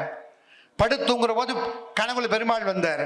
வந்து சொன்னார், எதுக்காக நீ வருத்தப்படுற, முதல்ல குறிப்பிட்ட நட்சத்திரத்தை சொல்லி ஆண்டாளை திருவரங்கத்துக்கு அழைத்து வா, கல்யாண திருக்கோலத்தில் திருவரங்கத்துக்கு அழைத்து வா என்று சொன்னா, அவரும் கூட்டிட்டு போறப்போ சந்தோஷமா தான் போன. நம்மள மாதிரி மண்டபத்துக்கு போறபோதெல்லாம் ஜெய்ஜாண்டிக்க புறப்படுற பாருங்க, நம்மெல்லாம் வண்டி ஏத்திட்டா வா வா இருக்கு, வீட்டில் இருக்க நகையெல்லாம் தூக்கி போடு, இருக்கிறதுலே உயரமா அதிகமான பணம் கொடுத்து பட்டு படம் வாங்கி கட்டு, அப்புறம் அங்க போன பிறகு பிள்ளை அனுப்பி வைக்கிற போது வருத்தப்படுவோம். அதுபோல வந்தவருடைய திருவரங்கத்தில் பெருமக்களே, அது இந்த மாதம் ஆடிப்பூரம் இல்லை, ஆடிப்பூரத்துல அப்படியே வந்தாள். அப்பாவை நமஸ்காரம் பண்ணா, நமஸ்காரம் பண்ணிட்டு அப்படியே உள்ளே போனாள். போய் பகவானை முதல்ல நின்று அலங்காரத்தை பார்த்தான். எவ்வளவு நாளா ஏங்கிட்டு இருக்கிறா இல்லைங்களா? எல்லாம் எவ்வளவு நாளா ஏங்கிட்டு இருக்கிற. அப்பா உன் திருவடிகள் எப்படிப்பட்டவை, நின் பாதங்கள் எவை, என்னில் படிவங்கள் எப்படியோ என்று கம்பன் பாடுகிறானே இல்லையா? இப்படி எல்லாம் பார்ப்பதற்கு இந்த கண்கள் இருந்ததே பகவானே. எனக்கு கண்களே இல்லாம இருந்தால் நான் என்ன செஞ்சிருப்பேன்? ஆண்டவா, உன்னை ஒவ்வொரு நாளும் இப்படி பார்க்கொண்டையா தவம் கிடத. 15 வயசு பொண்ணு பேசுறா சாமி, 15 வயசு பொண்ணு பேசுறா. மேல அப்படியே வந்தா, அவரோட உத்திரையும் அணிஞ்சிருக்கிறத பார்த்தா, அதுக்கு மேல் தோளை பார்த்தா, இவையெல்லாம் நான் பாடுவதற்கு எடுத்திருக்கிற கருப்பொருளாக நினைச்சிருக்க மாட்டேனா என்று திருமுகத்தை பார்த்தா. அவ்வளவுதான், கண்களை நேருக்கு நேர் பார்த்தாள். திருமாலுக்குள் 2 கலந்தாள். ஆண்டாள் நாச்சியார் என்று சொன்னால் நமக்கெல்லாம் அவர்களை வணங்குவதனால் கிடைக்கக்கூடிய பெரும் பேறு என்பது கோதை தமிழாக நமக்கு கிடைத்திருக்கிறது பெருமக்களே. அப்படிப்பட்ட கோதை தமிழை சொல்லுவதற்கு இன்னைக்கு நான் புறப்பட்டு வர்றேன். சாயந்தரம் ஒரு 5 மணிக்கு நம்மூர் இந்த வானொலி இருக்குது பாருங்க. எப்பவாவது வானொலி கேட்கறது எனக்கு பழக்கம். அந்த வானொலியை நேரா திருப்புற போது ஒரு பாட்டு வந்தது, கண்ணதாசனுடைய பாட்டு. அது ஒரு கூட்டணி, பெரிய கூட்டணியா இருக்கும், பார்த்துருக்கீங்களா? பாட்டு எழுதுறது கண்ணதாசன், அதுக்கு இசை போடுறது MS விஸ்வநாதன், அதுக்கு பாடுறது TMS, நடிக்கிறது சிவாஜி கணேசன். நீங்க பார்த்துருக்கீங்க, பெரியவங்க நிறைய பேர் இருக்கீங்க, ஓரளவுக்கு உங்களுக்கு தெரியும். குட்டி பிள்ளைகளுக்கு வேணா தெரியாம இருக்கு. அதுக்கெல்லாம் இப்பெல்லாம் இன்னும் படமா பார்க்குதுங்க. இப்ப வரங்க படங்கள் பார்க்குற மாதிரியா இருக்குது. சரி, அதுல கர்ணன் என்று ஒரு படம், அருமையான படம்ங்க. அந்த கர்ணன் என்கிற அந்த படத்தில் ஓபன் சீன் காட்டுவாங்க பாருங்க. கர்ணன் அப்படியே வருவா, சிவாஜி கணேசன் அவருக்கே உடுக்கக்கூடிய மிடுக்கான நடையில் அப்படியே வருவார் பாருங்க. வருகிற போது அப்போது காட்டப்படுகிற அருமையான பாடல் என்னுடைய காதுகளில் விழுந்ததுக்கு அவர்கள் இந்துஸ்தானி ராகம், அற்புதமான பாட்டு. என்ன, ஆண்டாள் நாச்சியாரிடம் வந்து கண்ணதாசன் திருடி கொண்டார். வேண்டாம், யாராவது கண்ணதாசன் பிரியர்கள் வந்து அடிக்க வந்துருவான். கண்ணதாசன் ஆண்டாளிடமிருந்து கடன் வாங்கி கொண்டார் என்று சொன்னால் சரியாக இருக்கு. அதுல என்ன தெரியுமா? மழை தரும் கொடையோ 2 மாதம், 3 வித கொடைகளை சொல்லி இந்த கொடைகளுக்கெல்லாம் இல்லாத பெருமை கர்ணனுக்கு இருந்தது. இதைத்தான் சொல்ல வருகிறார். யாரு? நம்முடைய கண்ணதாசன் சொன்னார்.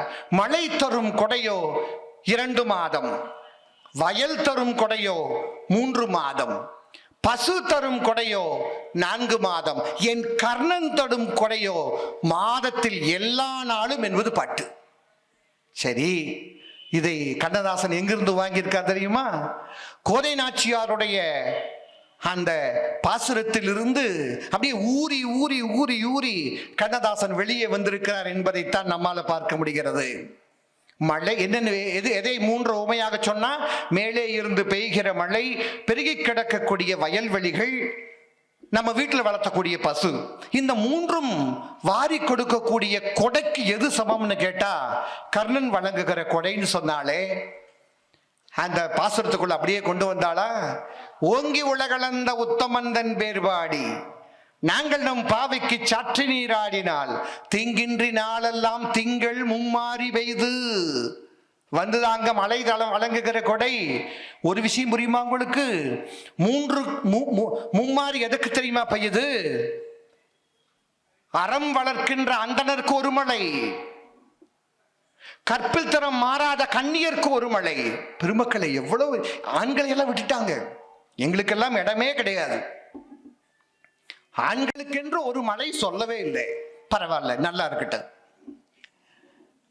வேதம் வளர்க்கின்ற அந்தனருக்கு ஒரு மழை, கற்புத்தரம் மாறாத கண்ணியருக்கு ஒரு மழை, மூன்றாவது மலை யாருக்கு? அறம் பெறலாத ஆட்சியில் அமர்ந்து கொண்டிருக்கிற மன்னனுக்கு ஒரு மலை. பெய்கிறதா? பெய்கிறது, சற்று மாறி பெய்கிறது. ஏன் என்று சொன்னால், ஒரு நாளும் வேதம் சொல்லுகிற அண்டர்கள் மாறி இருக்க மாட்டார்கள். கற்புடைய எங்களுடைய தாய்க்குளம் மாறி இருக்காது. மூன்றாவதாக இருக்கக்கூடிய ஆட்சியாளர்கள் ஏதாவது தவறு செய்திருந்தால் ஆதலால் தான் மழையே மாறி பெய்கிறது. ஏதோ ஒரு வகையில் மழை பெய்கிறது பெருமக்களே. இந்த விஷயத்தை எங்கு தெரியுமா ஆண்டாள் எடுத்துக்கொண்டாள்? கவனியுங்கள். அல்லது ஆண்டாளிடமிருந்து நம்முடைய தமிழ் பாட்டி அவை பிராட்டி எடுத்திருப்பாளா? வரப்புயர அருமையான பாட்டு. வேளாண்மை இல்லைன்னு சொன்னோம்னா சேத்துல ஒருவன் கால் வைக்க முடியல, வீட்டில் ஏதுங்க சோறு? சேத்தில் ஒருவன் கால் வைக்க முடியவில்லை என்றால் நீ சோற்றில் கை வைக்க முடியாது என்று தானே பாரதிதாசன் பாடினா. அதுபோல வரப்பு உயர இருக்க வேணும். வரப்பு உயர நீர் உயரும். எந்த அளவுக்கு வரப்பு உயர்த்துகிற அந்த அளவுக்கு மேல நீர் உயரும். நீர் உயர்ந்திருக்கிற அளவுக்கு எது வரும்? நெல் உயரும். நெல் உயர்வாக இருக்கிற அளவுக்கு குடி உயரும். குடி என்பது நம்முடைய வாழ்க்கை, மக்களுடைய குடி வாழ்க்கை. எல்லாருக்கும் எல்லாம் கிடைக்கும். நெல்லு பெருக்கெடுத்தான் தானுங்க கிடைக்கும். அடுத்தது, இந்த குடி உயர்கிற அளவுக்கு கோல் உயரும். கோல் என்ன? செங்கோல் ஆட்சி. கோல் உயர்ந்தால் கோன் உயர்வான் என்று அவை பிராட்டி பாடினார். என்னது இந்த பாட்டோடைய உண்மையான கருத்து என்ன தெரியுமா? மன்னா, உனக்கு நல்ல பெயர் வேணும்னா, மன்னா உன்னை காலங்காலமா இந்த உலகம் வாழ்த்தணும்னா, மன்னா உனக்கு பெருமையும் புகழும் இந்த மண்ணில் நிலைபெற வேண்டும் என்று சொன்ன ஒரே ஒரு வழி என்ன தெரியுமா நீ பண்ணணும்? வேளாண்மையை பெருக்கு. வேளாண்மையை பெருக்கு என்று சொன்ன அந்த வாசகம் இன்றைக்கும் பொருந்துவதாக நாம் எடுத்துக்கொண்டால் தான் அந்த கொடை தருகிற மழையை பற்றி காண முடியும். பாட்டுக்கு மறுபடியும் உங்களை அழைக்கிறேன். ஓங்கி உலகளந்த உத்தமந்தன் பேர்பாடி. 10 அவதாரங்கள்ல ஆண்டாளுக்கு பிடிச்ச அவதாரம் திருவிக்கிரம அவதாரம் தான்.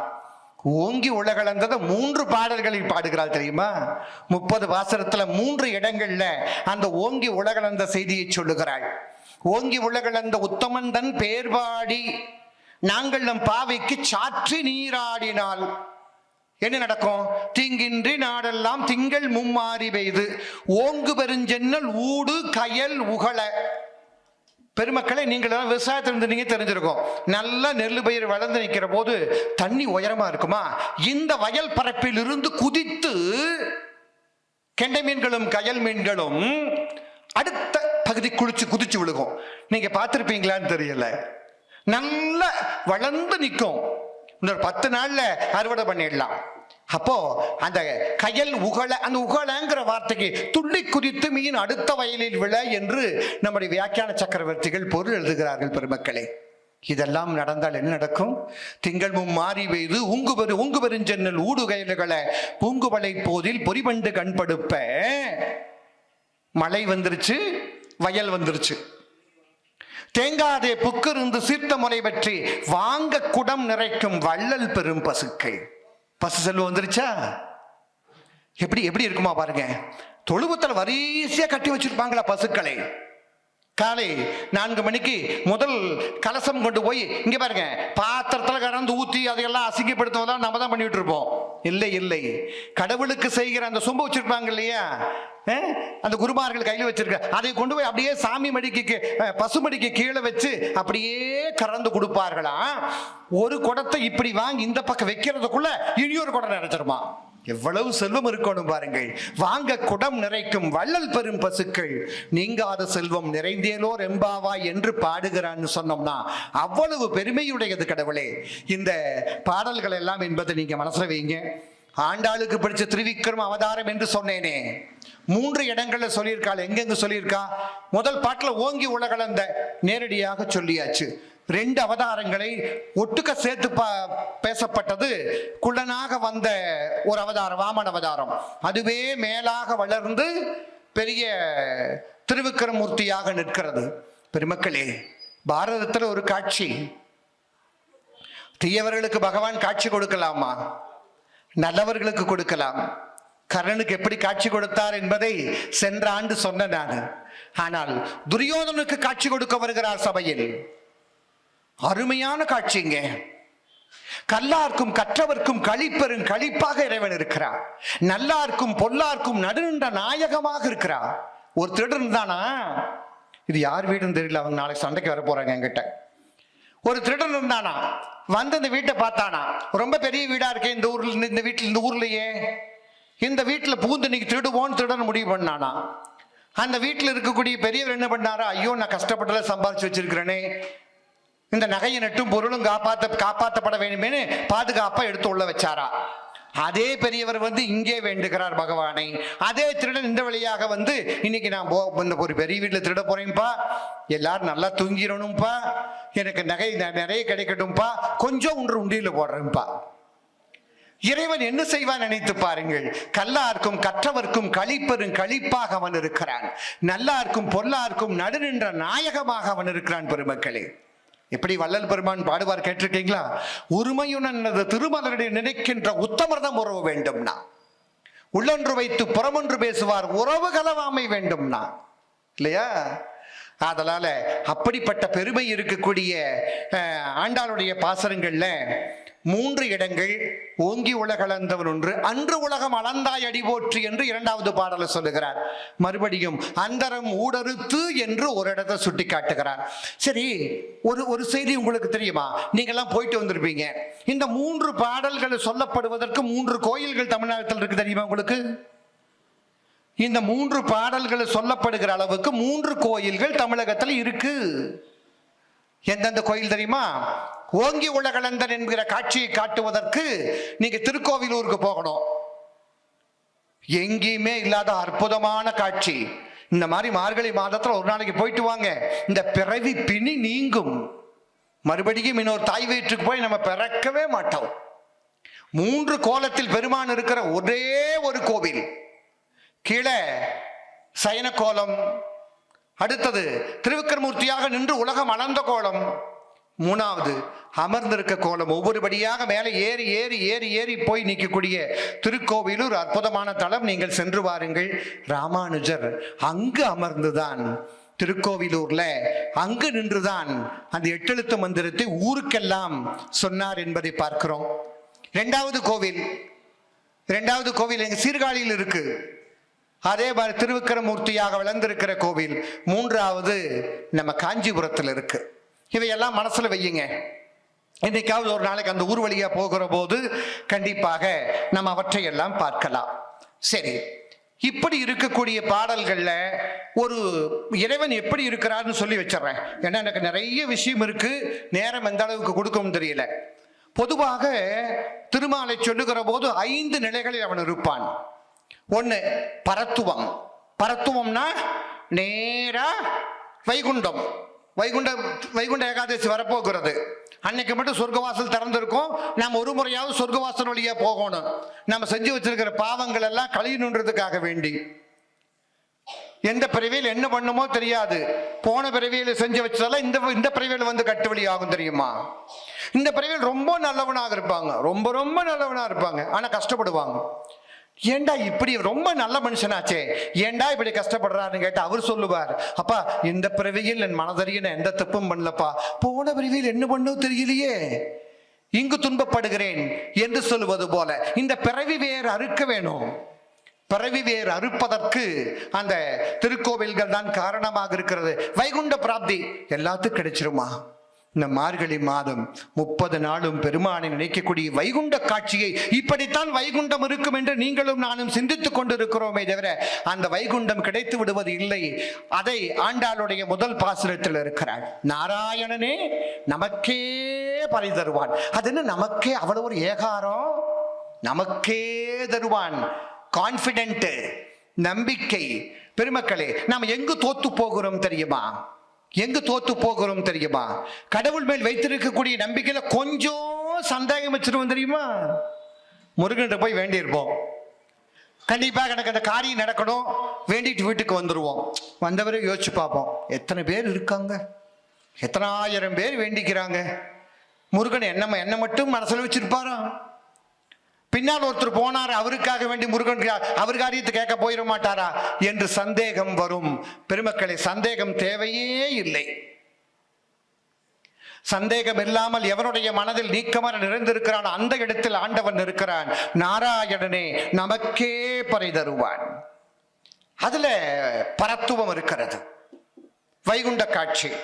இரண்டாவது, பார்க்கடலுள் பையத்துயின்ற பரமனடிபாடி. அதென்ன பையத்துயிடுதல்? பார்க்கடலுள் பைய துயில். மதுரையில் அதை நம்ம ஊர்ல பயன்படுத்த மாட்டோம். இந்த மதுரையில பாருங்க, அந்த பைய வையா, பைய வைய அப்படி நம்ம மஞ்சப்பை தான் சொல்றாங்களோ நம்ம நினைச்சுக்குவோம். நம்ம ஊர்ல அந்த சொல் வழக்கு இல்லை.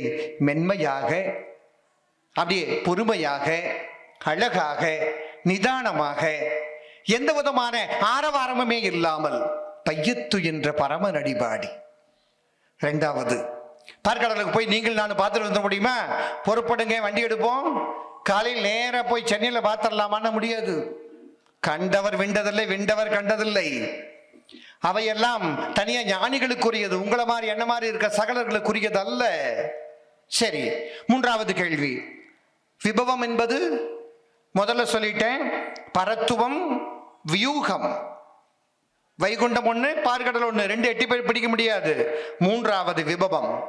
பார்க்கலாமே, 10 அவதாரங்கள் நடையில் நின்று நாயகனாக வந்து இந்த மண்ணில் நடந்தானே, பாண்டவர்க்காக தூது நடந்தானே, ஏத்தாத நாவென்ன நாவே, நாராயணாவென்னாத நாவென்ன நாவேன்னு பாடுறாங்களே, பார்த்தமே. கிருஷ்ண ஜெயந்தி வருகிறதே, நம்ம வீட்டில் இருக்கிற குழந்தைக்கெல்லாம் கிருஷ்ண வேடம் போட்டு நடக்க வச்சு பாதம் பதிச்சு பார்க்கிறோமே. எத்தனை அவதாரங்கள் நாம் வணங்குகிட முடியும். அதை சொல்லுவது விபவம். அதுதான் அடுத்த பாடலில் இருக்கிறது. பாட்டுக்கு போற போது மறுபடியும் சொல்றேன். நான்காவது அந்தர்யாமித்துவம். எல்லா இடங்களிலும் இறைவன் இருக்கிறான். அதான் பிரகலாதனை பார்த்து கேட்டாங்க, நீ சொல்லுகிற திருமால் எங்கேயா இருக்காரு?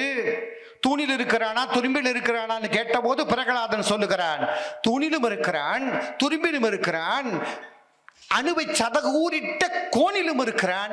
ஏன்? நீ சொன்ன சொல்லிலும் இருக்கிறான் சொன்னார் பாருங்க. அதுதான் தமிழ். நீ சொன்ன சொல்லிலும் இருக்கிறான் என்று 10 அவதாரங்கள் எடுத்துட்டாராம். கடைசியா ஓஞ்சு வந்து திருமால் உட்கார்ந்து இருந்தாராம் துவாரகையில. இந்த சுமதி மாதிரி இருக்கக்கூடிய ஒரு வாத்தியார் கிருஷ்ணன் பக்கத்துல போய் நின்னாங்களாம். கிருஷ்ணன் கிட்ட ஒரு கேள்வி கேட்டாங்களாம். அவர் அப்பதான் 10 அவதாரம் எடுத்து சலிச்சு போய் வந்து ஒரு உட்கார்ந்து இருக்கிறாரு. அவர்கிட்ட போய் மறுபடியும், சுவாமி 10 அவதாரம் பண்ணீங்களே, இதில் எது உங்களுக்கு ரொம்ப கஷ்டமா இருந்ததுன்னு கேட்டாங்களாம். அதுக்கு பகவான் சொன்னாராம், சிந்திக்கத்தக்க ஒரு கருத்து. என்ன தெரியுமா? எந்த அவதாரமாக எதுவாக இருந்தாலும் எனக்கு கஷ்டமே இல்லை. நரசிம்ம அவதாரத்துல இந்த பக்த பிரகலாதனுக்காக நான் நின்னும் பாரு, அந்த ஒரு இடம்தான் நான் துடிதுடித்து போனேன். நானா என்ன? சுமதி அம்மா கேட்டாங்களா, என்ன உனக்கு துடிதுடிப்பு? நீதான் பெரிய ஆளாச்சே, உனக்கு என்ன துடிதுடிப்பு அப்படின்னு. அப்ப பெருமாள் சொன்னாரா, ஐயோ இந்த குட்டி பையன் நிக்குதே, நான் இருக்கிறனா இல்லையான்னு அந்த இவன் கேட்டுட்டு இருக்கானே, இரணியன் கேட்டுட்டு இருக்கானே, இவன் வாயை திறந்து என்ன சொல்ல போறான் தெரியலையே. சொம்புல் இருக்கான்னு சொல்லிட்டு போறானா, தூணர் இருக்கான்னு சொல்லிட்டு போறானா, இவன் சொல்ற அளவுக்கு என்ற வடிவத்தை வேணா குறைச்சுக்கணுமே என்று நான் துடிதுடித்து போனேன்னு சொன்னானா. கடைசியில் தூணுக்குள்ளவன் இருக்கிறான்னு சொன்ன பிறகு என் வடிவத்தை எல்லாம் சுருக்கி கொண்டு அந்த தூணுக்குள் போய் நான் அமர்ந்தேன் பார். அந்த ஒரு அவதாரம் தான் எனக்கு துன்பம் தருக அவதாரமாக இருந்தது என்று இறைவன் சொல்லுவதாக வியாக்கியான சக்கரவர்த்திகள் எழுதுகிறார்கள். பாருங்கள், பார்க்குமிடம் எங்கும் ஒரு நீக்கமர நிறைகின்ற பரிபூரண ஆனந்தமே என்று எழுதினார்கள். கல்ல எனும் ஐய ஒரு காலத்தில் உருகும் என் கல்லஞ்சம் உருகவில்லை என்று எழுதினார்கள். என்ன எவ்வளவு பெருமை நினைக்கிறீங்க? இந்த பெருமையை பாடுவது நாம் எல்லாம் பார்க்கலாம். அந்தர்யாமித்துவம் நாம நினைச்சுக்கிறோங்க. உள்ளம் பெருங்கோயில் ஊன் உடம்பு ஆலயம். பெருமக்களே, இறைவன் இருக்கிறான் என சொன்னால் இருக்கிறான். ஒரு விஷயத்தை புரியுங்கள், நம்மை போன்ற கோவில் பக்கத்துல எல்லாம் எழுதி வச்சான் பாருங்க, கல்லில் இறைவன் இல்லை என்று எழுதினார் பாருங்கள். அந்த கல்லிலும் இறைவன் இருக்கிறான். எவன் ஒருவன் எழுதினானோ அந்த கல்லில் இறைவன் இல்லை, கடவுள் இல்லை என்று எழுதிய கல்லிலும் இறைவன் இருக்கிறான். நம்புங்கள். அவர்கள் வேணா தோத்து போகலாம், நாம் தோத்து போக மாட்டோம். நாம் தோத்து போக மாட்டோம். காலங்காலமாக 5000 ஆண்டுகளாக நாம் வாழ்ந்திருக்கிறோம். 5000 ஆண்டுகளாக பக்தி நெறியை கெட்டியாக பிடிச்ச தமிழ் சமூகம். மறந்து விடாதீர்கள், மறந்து விடாதீர்கள். ஆதலால் எத்தகைய துன்பம் வந்தாலும் எல்லாவற்றையும் தான் வாங்கி கொண்டு ஒரே வீச்சில் அத்தனையும் அழித்துவிட்டு நமக்கு இன்பத்தை கொடுக்கக்கூடிய இறைவனுடைய திருவடிகளை நாம் கெட்டியாக பிடித்து கொண்டால் நிச்சயமாக செய்ய முடியும். 4 விஷயம் சொல்லிட்டேன். 5வது அர்ச்சை, பரத்துவம், வியூகம், விபவம், அந்தர்யாமித்துவம், அர்ச்சை எல்லாம் சமஸ்கிருத வார்த்தை. அர்ச்சை என்பது என்ன? திருமால் அழகு எத்தனை அழகா இருக்கு, கிருஷ்ணன் அழகு எத்தனை அழகா இருக்கு. நான் வீட்டில் ஒரு கிருஷ்ணன் வச்சிருக்கேன், அதுக்கு அழகுபடுத்தி அதுக்கு ஒரு சின்னதா ஒரு துணி கட்டி அதுக்கு ஒரு சின்னதா ஒரு பூ போட்டு அதுக்கு பொட்டு வைக்க கூடாத இடத்துலலாம் பொட்டு வச்சு பார்க்கறது எனக்கு ரொம்ப ஆசை. அப்போ நீங்க இப்படி எப்படி வேணாலும் ஆண்டவனை பார்க்கலாம். அதுதான் அர்ச்சை. வேண்டுவது வேண்டுவன ஈவான் கான் எழுதுனாங்க. வேண்டத்தக்கது அறிவோய் நீ, வேண்ட முழுதும் தருவோய் நீ, வேண்டும் மயல்மார் கருள்வோய் நீ, வேண்டு எம்மை பணி கொண்டாய், வேண்டும் விருப்பம் ஒன்று உண்டு என்றால் அதுவும் உந்தன் விருப்பன்றே என்று ஆண்டவனை பாடி அடியார் பெருமக்கள் வாழ்ந்திருக்கக்கூடிய மண்ணு. ஆதலால் இந்த 5 நிலைகளிலும் இறைவன் இருக்கிறான் என்பதை 5 பாடல்களில் ஆண்டாள் சொல்லிச் செல்கிறாள். முதல் பாட்டுல நாராயணனே நமக்கே பறை தருவான். 2வது பாட்டு பையத்துயன்ற பரமன் அடிபாடி. ஐயோ, அந்த பாட்டுல ரொம்ப முக்கியமான நுட்பம் இருக்கிறது. நோன்பு என்ன வந்துட்டோம்னா எப்படி இருக்கணும், எப்படி இருக்கக்கூடாது. இங்கிலீஷ் சொல்லுவா டூ அண்ட் டோன்ட் அப்படின்பா. செய்யக்கூடாது என்னன்னு தெரியுமா? பண்ணலாம், முதல்ல பண்ணலாம். பையத்து என்ற பரமனடிபாடி, பையத்து என்ற பரமனடியை பாடணும் 1. சரியா? 2வது ஐயமும் பிச்சையும் மாந்தனியும் கை காட்டி உயுமாறு எண்ணி பாட வேணும். ஐயம் என்ன, பிச்சை என்ன? வைணவத்துல ஊஞ்சு விருத்தி வாங்குவாங்க, பார்த்திருக்கீங்களா? பெரியவர்கள் சான்றோர்கள் எல்லாம் ஊஞ்சு விருத்தி வாங்குவார்கள். அதுக்கு ஒரு அணிகள் அணிந்து கொண்டு ஒரு வீட்டு காலையில் 5 மணிக்கு வந்து வீட்டு வாசலை தட்டுவார்கள். பெருமக்களே, பெருமானை நடந்துவது தட்டுவதாக மரபு. தியாகையர் மதுரை வீதியில் நடந்து வந்த போது அவர் கையில் இருந்த சொம்பில் யாரெல்லாம் அரிசியை போட்டார்களோ அவர்கள் ராம வியூபத்தை அள்ளிக்கொண்டார்கள் என்று எழுதுகிறார்கள். அப்போ அந்த ஊஞ்சு விருத்தி வருவதுதான் ஐயம். கேட்க மாட்டார்கள். இன்றைக்கும் திருவரங்கத்தில் நடைபெறுகிறது. அவர்கள் யாருன்னு நீங்க கண்டுபிடிக்க முடியாது. அது மாதிரி ஒரு ஆடை அணிகலன், அது வாய் திறந்து பேச மாட்டார்கள். அது ஐயம். நம்ம வார்டு நம்பர் வீட்டுக்கு போய் கேட்டிருக்க, போகல, போட்டிருக்காரு. அவர் அடுத்த வீட்டுக்கு நான் எங்க போகன்னு கேட்க மாட்டார். ஆனா பக்கத்தில் இருக்கக்கூடிய நல்லவர்கள் இருந்தா, அப்பா இந்த வீட்டுக்கு போங்க, அவர்கள் கொடுப்பார்கள். ஒரு 4 வீடு தள்ளி போங்க, அங்க ஒரு தென்னை மரத்துக்கடி ஒரு வீடு இருக்கும், அவர்கள் கொடுப்பார்கள். அதுக்கு ஆப்போசிட்ல நாய் உழைக்கும், அந்த வீட்டுக்கு மட்டும் போயிடாத, அள்ளி சீசன் நாய் அவுத்து விட்டுருவான். இதுதான் ஐயமும் பிச்சையும் ஆந்தனையும் கை காட்டி. பிச்சை என்பது என்ன? கையேந்தி கேட்டல், ஈயன இறத்தல் தான் பிச்சை. அது இல்லாதவங்க கேட்கிறா, கொடுக்கணும். அப்போ 3 விஷயத்துக்கு சொல்லிட்டேனா? சரி, செய்யக்கூடாதது என்ன? நெய்யுண்ணோம், பாலுண்ணோம். சொல்றது யாரு? அந்த இடைச்சரா பிறந்து நெய்யும் பாலையும் உணவாக உண்ணுவ சொல்லுகிறார்கள். நெய்யுண்ணோம், பால் உண்ணோம்னு. ஏங்க, நெய்யு, அதாவது நெய்யி உண்ணோம், பால் நம்ம என்ன சொல்லுவோம்? பால் குடிக்கிறேன்னு தானே சொல்லுவோம். ஆண்டாள் உண்ணுவோங்கிறாள். என்ன அர்த்தம் தெரியுமா? உங்கிறதுக்கும் குடிக்கிறதுக்கும் கூட வித்தியாசம் தெரியாத ஒரு இடையர் குலம் அவள். நெய்யுண்ணோம், உண்ணக்கூடாது சொல்லுகிறாள். பால் உண்ணோம், என்ன தெரியுமா அர்த்தம்? இவையெல்லாம் உடம்புக்கான ஒரு விதமான மகிழ்ச்சியை கொடுக்கக்கூடியது. அடுத்தது மையிட்டு எழுதும், அலங்காரம் பண்ணிக்க மாட்டோம். நோன்பு வருகிற போதெல்லாம் அப்படித்தான் இருக்க வேண்டும் பெருமக்களே. இஸ்லாமியர்கள் இருக்கிறார்கள், 30 நாள் எச்சில் விழுங்காமல் இருக்கிறார்கள். கிறிஸ்தவருடைய லெண்டிங் 40 நாள் இருக்கிறார்கள். நாமும் இருக்கிறோம். சபரிமலைக்கு மாலை போட்டோம், 40 நாட்கள் இருக்கிறார்கள், பட்டினி கிடக்கிறார்கள். ஒரு விஷயம் புரியுமா உங்களுக்கு? இந்த பாட்டில் வர்ற கருத்தை சொல்லுகிறேன் பெருமக்களே. உடம்பை வருத்தி கொண்டால்தான் இறைவன் மேல் இருக்கக்கூடிய பக்திக்கு கெட்டி கிடைக்கும். நீங்க நல்லா ஒரு கட்டி போட்டு வயிறு நிறைய செம சாப்பாடு, நம்ம சந்திராமா சொல்லுவாங்க, இதெல்லாம் வேணும் அப்படின்னு லிஸ்ட் போடுவாங்க எங்காவது போனோம்னா. அந்த மாதிரி நல்ல நிறைவாக சாப்பிட்டுட்டு போய் சாமி கிட்ட நின்று பாருங்க, பக்தி வருமான்னு பார்க்கலாம். தூக்கம்தான் கண்கள்ல வரும். ஒரு சாமி இருக்குதா, ரெண்டு சாமி இருக்குதா? இந்த கோயிலுக்குள்ள இருக்குது ஒரு சாமி இருக்குதா, இல்ல ரெண்டு சாமி என் கண்ணுக்கு தெரியுது? ஏன்னா உண்ட மயக்கம் தொண்டனுக்கும் உண்டு. ஏன் தெரியுமா? சாமி மேல மலை மேல எல்லாம் போய் உட்கார்ந்து இருக்குது சொல்லுவாங்க நம்ம பெரியவர்கள். ஏங்க முருகனுக்கு வேலை இல்லையா? எல்லாம் போய் குன்றின் மேலதான் உட்காருவானா? அடிவாரத்தில் உட்கார வேண்டியது தானே. ஏன் கால் வலிக்க நான் மேல ஏறேன்னு அப்படின்னா, கல்லேறி கருமந்திருக்க வாயா, படியேறி பாவந்திருக்க வாயா, வேலுண்டு வினையில்லை, மயிலுண்டு பயமில்லை, குகனுண்டு குறையில்லை மனமே என்று சொல்லியா. ஆதலால் தான். சரிதானா? விஷயத்துக்கு வாங்க. ஆண்டாள் சொன்னாலே டோன்ஸ் 6 சொல்லி ஆகணும். 1, பாலுண்ணோம், நெய்யுண்ணோம், மையிட்டு எழுதோம், மலரிட்டு நாம் முடியும். என்ன கருத்து? யாராவது பெண் பிள்ளையை நம்ம ஏமா கொஞ்சமாவது பூ வச்சுக்கோமா, நெத்திக்கு வைக்காம இருக்காதம்மா சொல்லுவோம் இல்லையா? அம்மா சொல்லிட்டே இருப்பாங்க. குளிச்சுட்டு பிள்ளை நிப்பா, ஏமா முதல் நெத்திக்கு வை. ஏன்னா நெத்தி வெறும் நெத்தியா இருக்கக்கூடாது. அதே மாதிரி தலை விரிச்சு போட்டு போகக்கூடாது. இன்னைக்கெல்லாம் ஃபேஷன். இந்த சின்ன பிள்ளைங்க பண்ற லடாய் தாங்கவே முடியல. ரொம்ப ருவாந்திகா மாதிரி இருக்கிற பிள்ளைங்க பண்ற சேட்டை என்னன்றீங்க? தலை கட்டிக்கு சொன்னா கட்டுறது இல்லை. சரி, அதுக்கெல்லாம் இருக்கட்டும், என்னமோ மகிழ்ச்சின்னு சொல்றதுக்கு விட்டுறலாம். பாவம் ருவாந்திகா நல்ல பிள்ளை, அது நினைச்சுக்கோ. ஐயா வீட்டுக்கு போய் உட்கார்ந்துக்கிறேன் பாரு, நானு என்னையே சொல்லிட்டு இருக்காரு ஐயா அப்படின்னு. எனக்கு பெண் பிள்ளை இல்லை, அந்த ஏக்கத்தை தீர்த்து கொள்ளுகிறேன் உங்களை சொல்லி. அப்போ மலரிட்டு நான் முடியும். ஒரு பெண் பிள்ளை பூ வச்சுக்க வேண்டாம்னு சொல்லுவோமா? அம்மா இத்திருண்டு பூவா தலையில வைமா சொல்லுவோம் இல்லையா? ஆண்டாள் சொல்லுகிறாள், மலரிட்டு நாம் முடியும். கருத்து தெரியுமா பெருமக்களே? மார்கழி மாதம் பூக்கிற எந்த பூவும் உங்களுக்கு சொந்தமல்ல, பெண்களுக்கு சொந்தமல்ல. அந்த பூக்கள் எல்லாம் பெருமாளுக்குரியது. மார்கழி மாசம் 1 மாசம் நோன்புல இரு, அலங்காரம் பண்ணிக்க வேண்டாம்.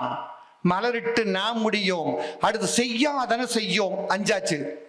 செய்ய வேண்டாத செய்யாதீங்க. கடைசியா 1 இருக்கு, தீக்குறளை சென்றோதும். அது என்ன தீக்குறளை சென்றோதும்? ஒரு பாவை எழுதுனா திருக்குறளை படிக்காதே என்று எழுதுனா, அது பொருள் எல்லாம் பெருமக்களே. போய் அம்மா ஒரு விஷயம் தெரியுமா, நம்ம பக்கத்து வீட்டு அக்கா ஒன்று பண்ணுவாங்க, உனக்கு தெரியுமா? அது உங்ககிட்ட மட்டும் சொல்றேன், யாருக்கிட்டும் சொல்லிடாத, உங்ககிட்ட மட்டும் சொல்றேன். நீ யாருக்கிட்டும் சொல்லக்கூடாது தெரியுமா? உனக்கு எனக்கு மட்டும்தான் தெரியணும். அந்த காமாட்சி அக்கா இப்படி எல்லாம் பண்ணி போட்டா.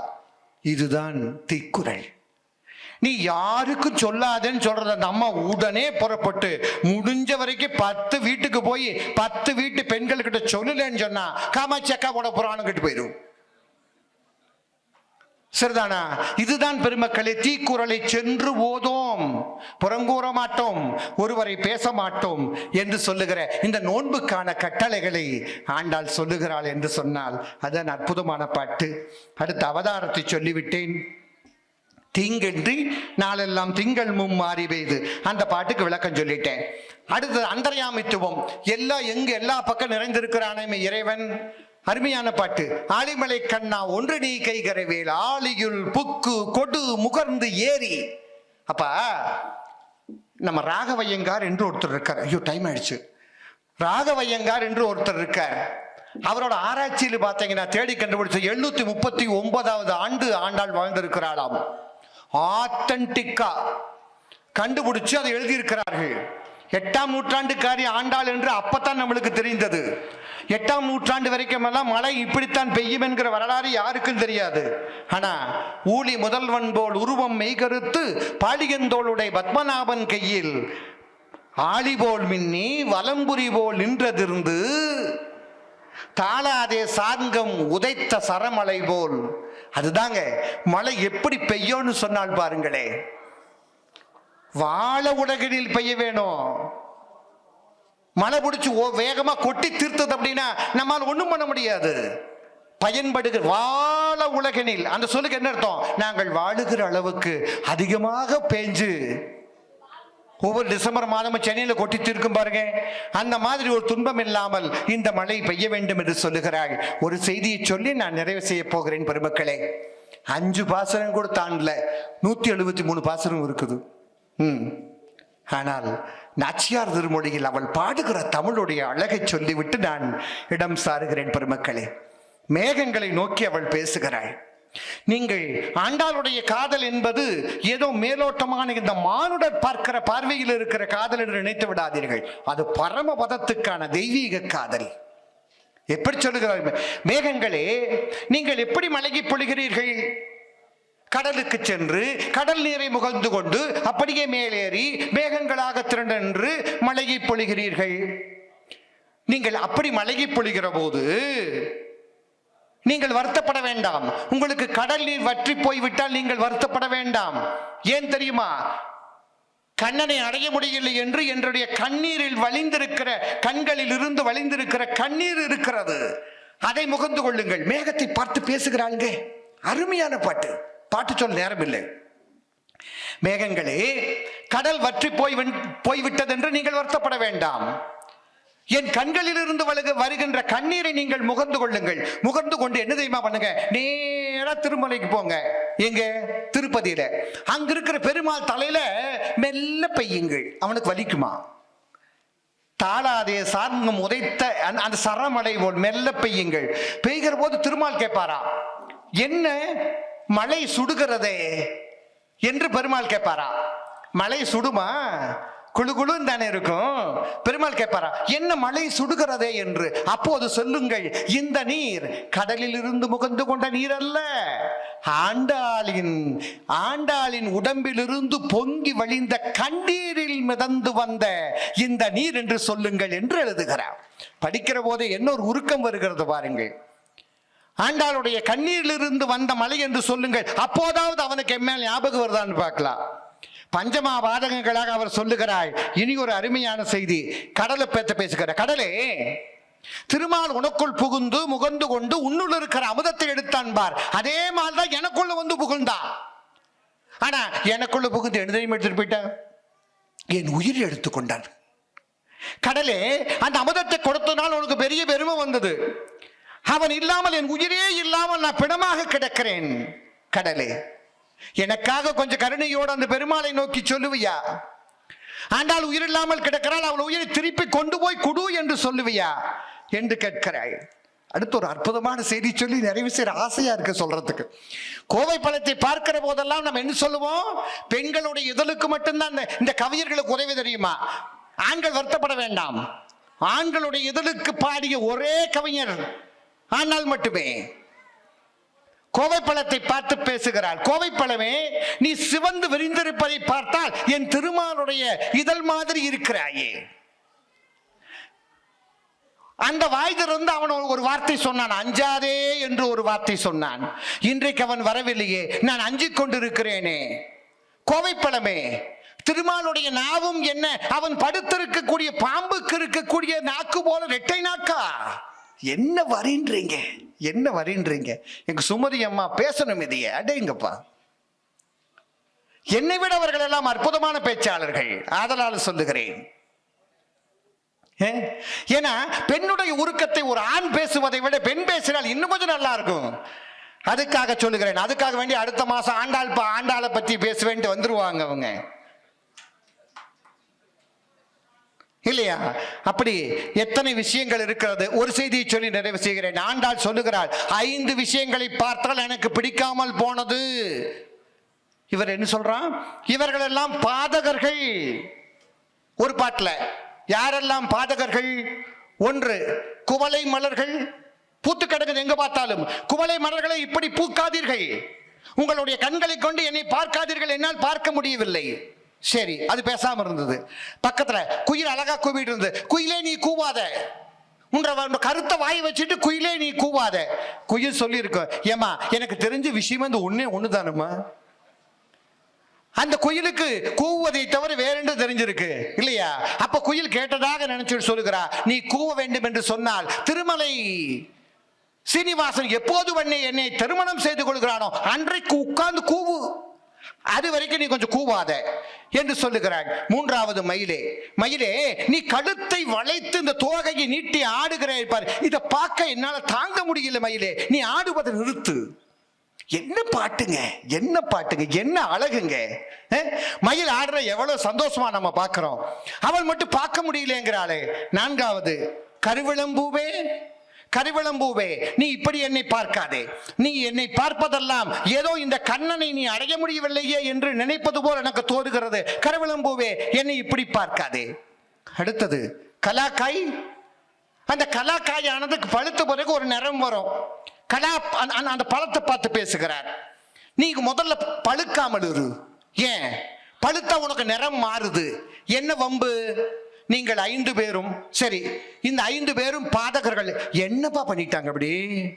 5 பேருடைய நிறமும் என் கண்ணனை நினைவுபடுத்துகிறதே. மறுபடியும் சொல்லுகிறேன் பெருமக்களே, குவளை மலர்களை பார்த்தால் என் கண்ணனுடைய ஞாபகம் வருகிறது. குயிலே, நீ கூவுகிறாயே, நீ கருப்பு தானே, அவனும் கருப்பு தானே. நீ நீ ரொம்ப கருப்பில்லை, அவனும் ரொம்ப கருப்பில்லை. குவளை மலரே. அடுத்தது மயிலே. மயிலுடைய கழுத்தை நீங்க பார்த்திருக்கீங்கல்ல, அது அவனுடைய நிறத்தை ஞாபகப்படுத்துகிறதாம். கருவிளம்பூவே. அடுத்தது கலாக்கனியே என சொல்லி இவையெல்லாம் பாதகர்களாக இருக்கிறார்களாம். நீங்கள் எல்லாம் என் பக்கத்துல வராதீர்கள். ஏன்னு சொன்னா உங்களுக்கு இருக்கக்கூடிய நிறமும் அந்த என் கண்ணனுடைய காதலனுக்கு இருக்கக்கூடிய நிறமும் ஒரே நிறமா இருக்கு. உங்களை பார்த்தா எனக்கு அவன் ஞாபகமாவே இருக்கு. என்னால முடியல, நீங்கள் எல்லாம் என் பக்கத்தில் வராதீர்கள் என்று இவர்கள் 5 பேரையும் எனக்கு பிடிக்கவில்லை என்று பேசுகிறார். நாச்சியார் திருமொழி எடுத்துக்கொண்டு அடுத்த ஆண்டு பேச போகிறேன். சந்திரபிரபா என்ன சொன்னாலும் சரி, சுமதி என்ன சொன்னாலும் சரி, அதை பற்றி நம்மளுக்கு கவலை இல்லை. ஒரே ஒரு செய்தி சொல்லி நிறைவு செய்கிறேன் பெருமக்களே. பெற்றிற்றஞ்சிறுகாலை சேவித்து வந்தும் பொற்றாமரையடியே போற்றும் புகழ்களாய். நாம் எல்லாம் ஈனப்பிறவிகள், ஐம்புலன் ஆசைக்கு ஆட்பட்டவர்கள் பெருமக்களே, இல்லையா? ஆண்டவன் எப்படி இல்லை. சிற்றம் சிறுகாலை சேவித்து வந்தும் பொற்றாமரிடையே போற்றும் பொருள்களாய். பெற்றம் மேய்த்துண்ணும் குலத்தில் பிறந்து உன் சிற்றேவலங்களை கொள்ளாமல் போகாது. நீ என்ன இடையர் குலத்துல வந்து பிறந்துட்டு உன்னுடைய அருள் எனக்கு கிடைக்காது நான் சொல்றேன், விடமாட்டேன். இந்த பிறவி மட்டுமா கேட்பேன்? இல்லை, இற்றை பறை கொள்வான் இன்று கான் கோவிந்தா. எற்றைக்கும் 7 பிறவிக்கும். 7 பிறவை அல்ல, 7 பெருக்கள் 7, 7 49 பிறவி. அப்பா வேண்டவே வேண்டாம், வேண்டவே வேண்டாம். அது ஆண்டாள் வேணா கேட்டுக்கிட்டோம், ஆண்டாள் வேணா கேட்டுக்கிட்டோம். 7 பிறவிக்கும் உந்தன்னோடே ஒன்றாவோம், உமைக்கேய மாற்றைவோம், மற்ற நம் காமங்கள் மாற்றேலோர் என்பாவா என்று பாடுகிறார் என்று சொன்னால், வைணவ பெருமக்கள் அத்துணை பேருமே பெருமாளுடைய கோவில்களில் இந்த பாசுரங்களை சொல்லாமல் எந்த ஒரு கைங்கரியத்தையும் செய்ய மாட்டார்கள். அதனால் சிற்றம் சிறுகாலை சேவித்து வந்துவும் பொற்றாமரையடியே போற்றும் புகழ்கேளாய். பெற்றம்மை துண்ணும் குலத்தில் பிறந்தும் கொற்றேவலங்களை கொள்ளாமல் போக இற்றை பறை கொள்வான் இன்று கான் கோவிந்தா. இற்றை பறை கொள்வான். நிச்சயமாக பறை என்பது அடிக்கிற பறை மட்டும் இல்லை பெருமக்களே, பறை என்பது அருள். அருள் பாசுரங்களை பொறுத்தவரை பறை என்பது அருள் என எடுத்துக்கொள்ளுங்கள். இற்றைக்கும் 7 விரைவிக்கும் உந்தன்னோடே ஒன்றாவோம், உமக்கேயா மாற்றைவோம், மற்ற நம் காமங்கள் மற்றேலோர் எம்பாவா என ஆண்டாளுடைய திருவாக்கால் நம்முடைய வாக்காகவும் நம்முடைய வேண்டுகோளாகவும் கேட்டுக்கொண்டு, ஆண்டாள் பாசுரத்தில் இன்னும் உருகி உருகி பேசுவதற்கும் கேட்பதற்கும் எத்தனையோ இருக்கிறது. நாட்கள் என்ன கடந்து போகவா? 1 வருஷம் நொடி மாறி போயிடும். அடுத்த ஆண்டு வருகிறோம். தனிப்பட்ட முறையில் நாச்சியார் திருமொழி எடுத்துக்கொண்டு நிச்சயமாக இந்த அவளுடைய அந்த தெய்வீக காதலை, அது மானுட காதல் அல்ல, மானுட காதல் அல்ல, அந்த தெய்வீக காதலை பேசுவோம் கேட்போம் என சொல்லி, எல்லாம் வல்ல பெரும்பொருள் நம்மோடு இருந்து நமக்கு அத்துணை நலங்களையும் கொடுக்கட்டும். ஆண்டாள் தாயாக இருந்து நம்மை காக்கட்டும். நீங்க திருமால் என்கிற சொல்லுக்கு எந்த மட்டும் அவன் திரு என்பது நெஞ்சில் இருக்கிற மகாலட்சுமி தாயார், மால் என்பது திருமால். நீங்க வைணவத்தில் முதல் பூஜை யாருக்கு தெரியுமா? அம்பாளுக்கு தான். மகாலட்சுமி தாயாருக்குத்தான். ஆதலால் அவளை வேண்டிக் கொள்கிறோம். அவள் நீள ஆயுள், நிறைய செல்வம், உயர்ப்புகள் எல்லாம் கொடுத்து காக்கட்டும். வான்முகில் வளாது பெய்க, மலிவளம் சுரக்க மன்னன் கோன்முறை அரசு செய்க, குறைவில்லாதுயிர்கள் வாழ்க, நான்மறை அறங்கள் ஓங்க, நற்றமம் வேள்வி மல்க, மேன்மைகுள் சைவ நீதி விளங்குக உலகமெல்லாம், மேன்மைகுள் சைவ நீதி விளங்குக உலகமெல்லாம், மேன்மைகுள் சைவ நீதி விளங்குக உலகமெல்லாம் எனச் சொல்லி நிறைவு செய்கின்றேன். நன்றி, வணக்கம். மார்கழி பெருவிழாவின் 3வது ஆண்டின் 9வது நாள் நிகழ்வான இன்று சூடி கொடுத்த சுடர்கொடி என்கிற தலைப்பில் மிகச்சிறந்த சொற்பொழிவு ஆற்றிய மரியாதைக்குரிய ஐயா அவர்களுக்கு நமது திருக்கோவிலின் சார்பில் மரியாதை செய்யப்படுகிறது.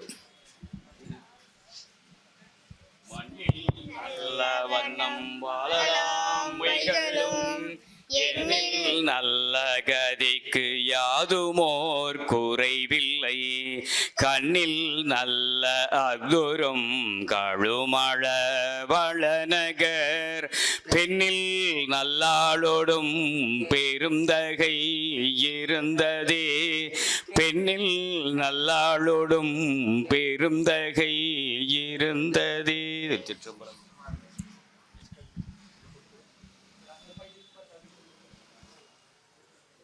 மார்கழி பெருவிழாவின் 9வது நாள் நிகழ்வில் கலந்து கொண்டு சிறப்புரையாற்றிய மரியாதைக்குரிய பேராசிரியர் முனைவர் ஐயா முருகேசன் அவர்களுக்கும், தலைமை பொறுப்பேற்றவர்களுக்கும், முன்னிலை பொறுப்பேற்றவர்களுக்கும், வரவேற்புரை ஆற்றியவர்களுக்கும், சிறப்பான முறையில் கண்டுகளித்த பெருமக்களுக்கும், தெய்வீகம் தொலைக்காட்சியின் சார்பாக தொடர்ந்து ஒளிபரப்பிக் கொண்டிருக்கிற தெய்வீகம் தொலைக்காட்சி நிறுவனத்தாருக்கும் மனமார்ந்த நன்றியை தெரிவித்து இன்றைய நிகழ்ச்சியை நிறைவு செய்கிறோம். நன்றி.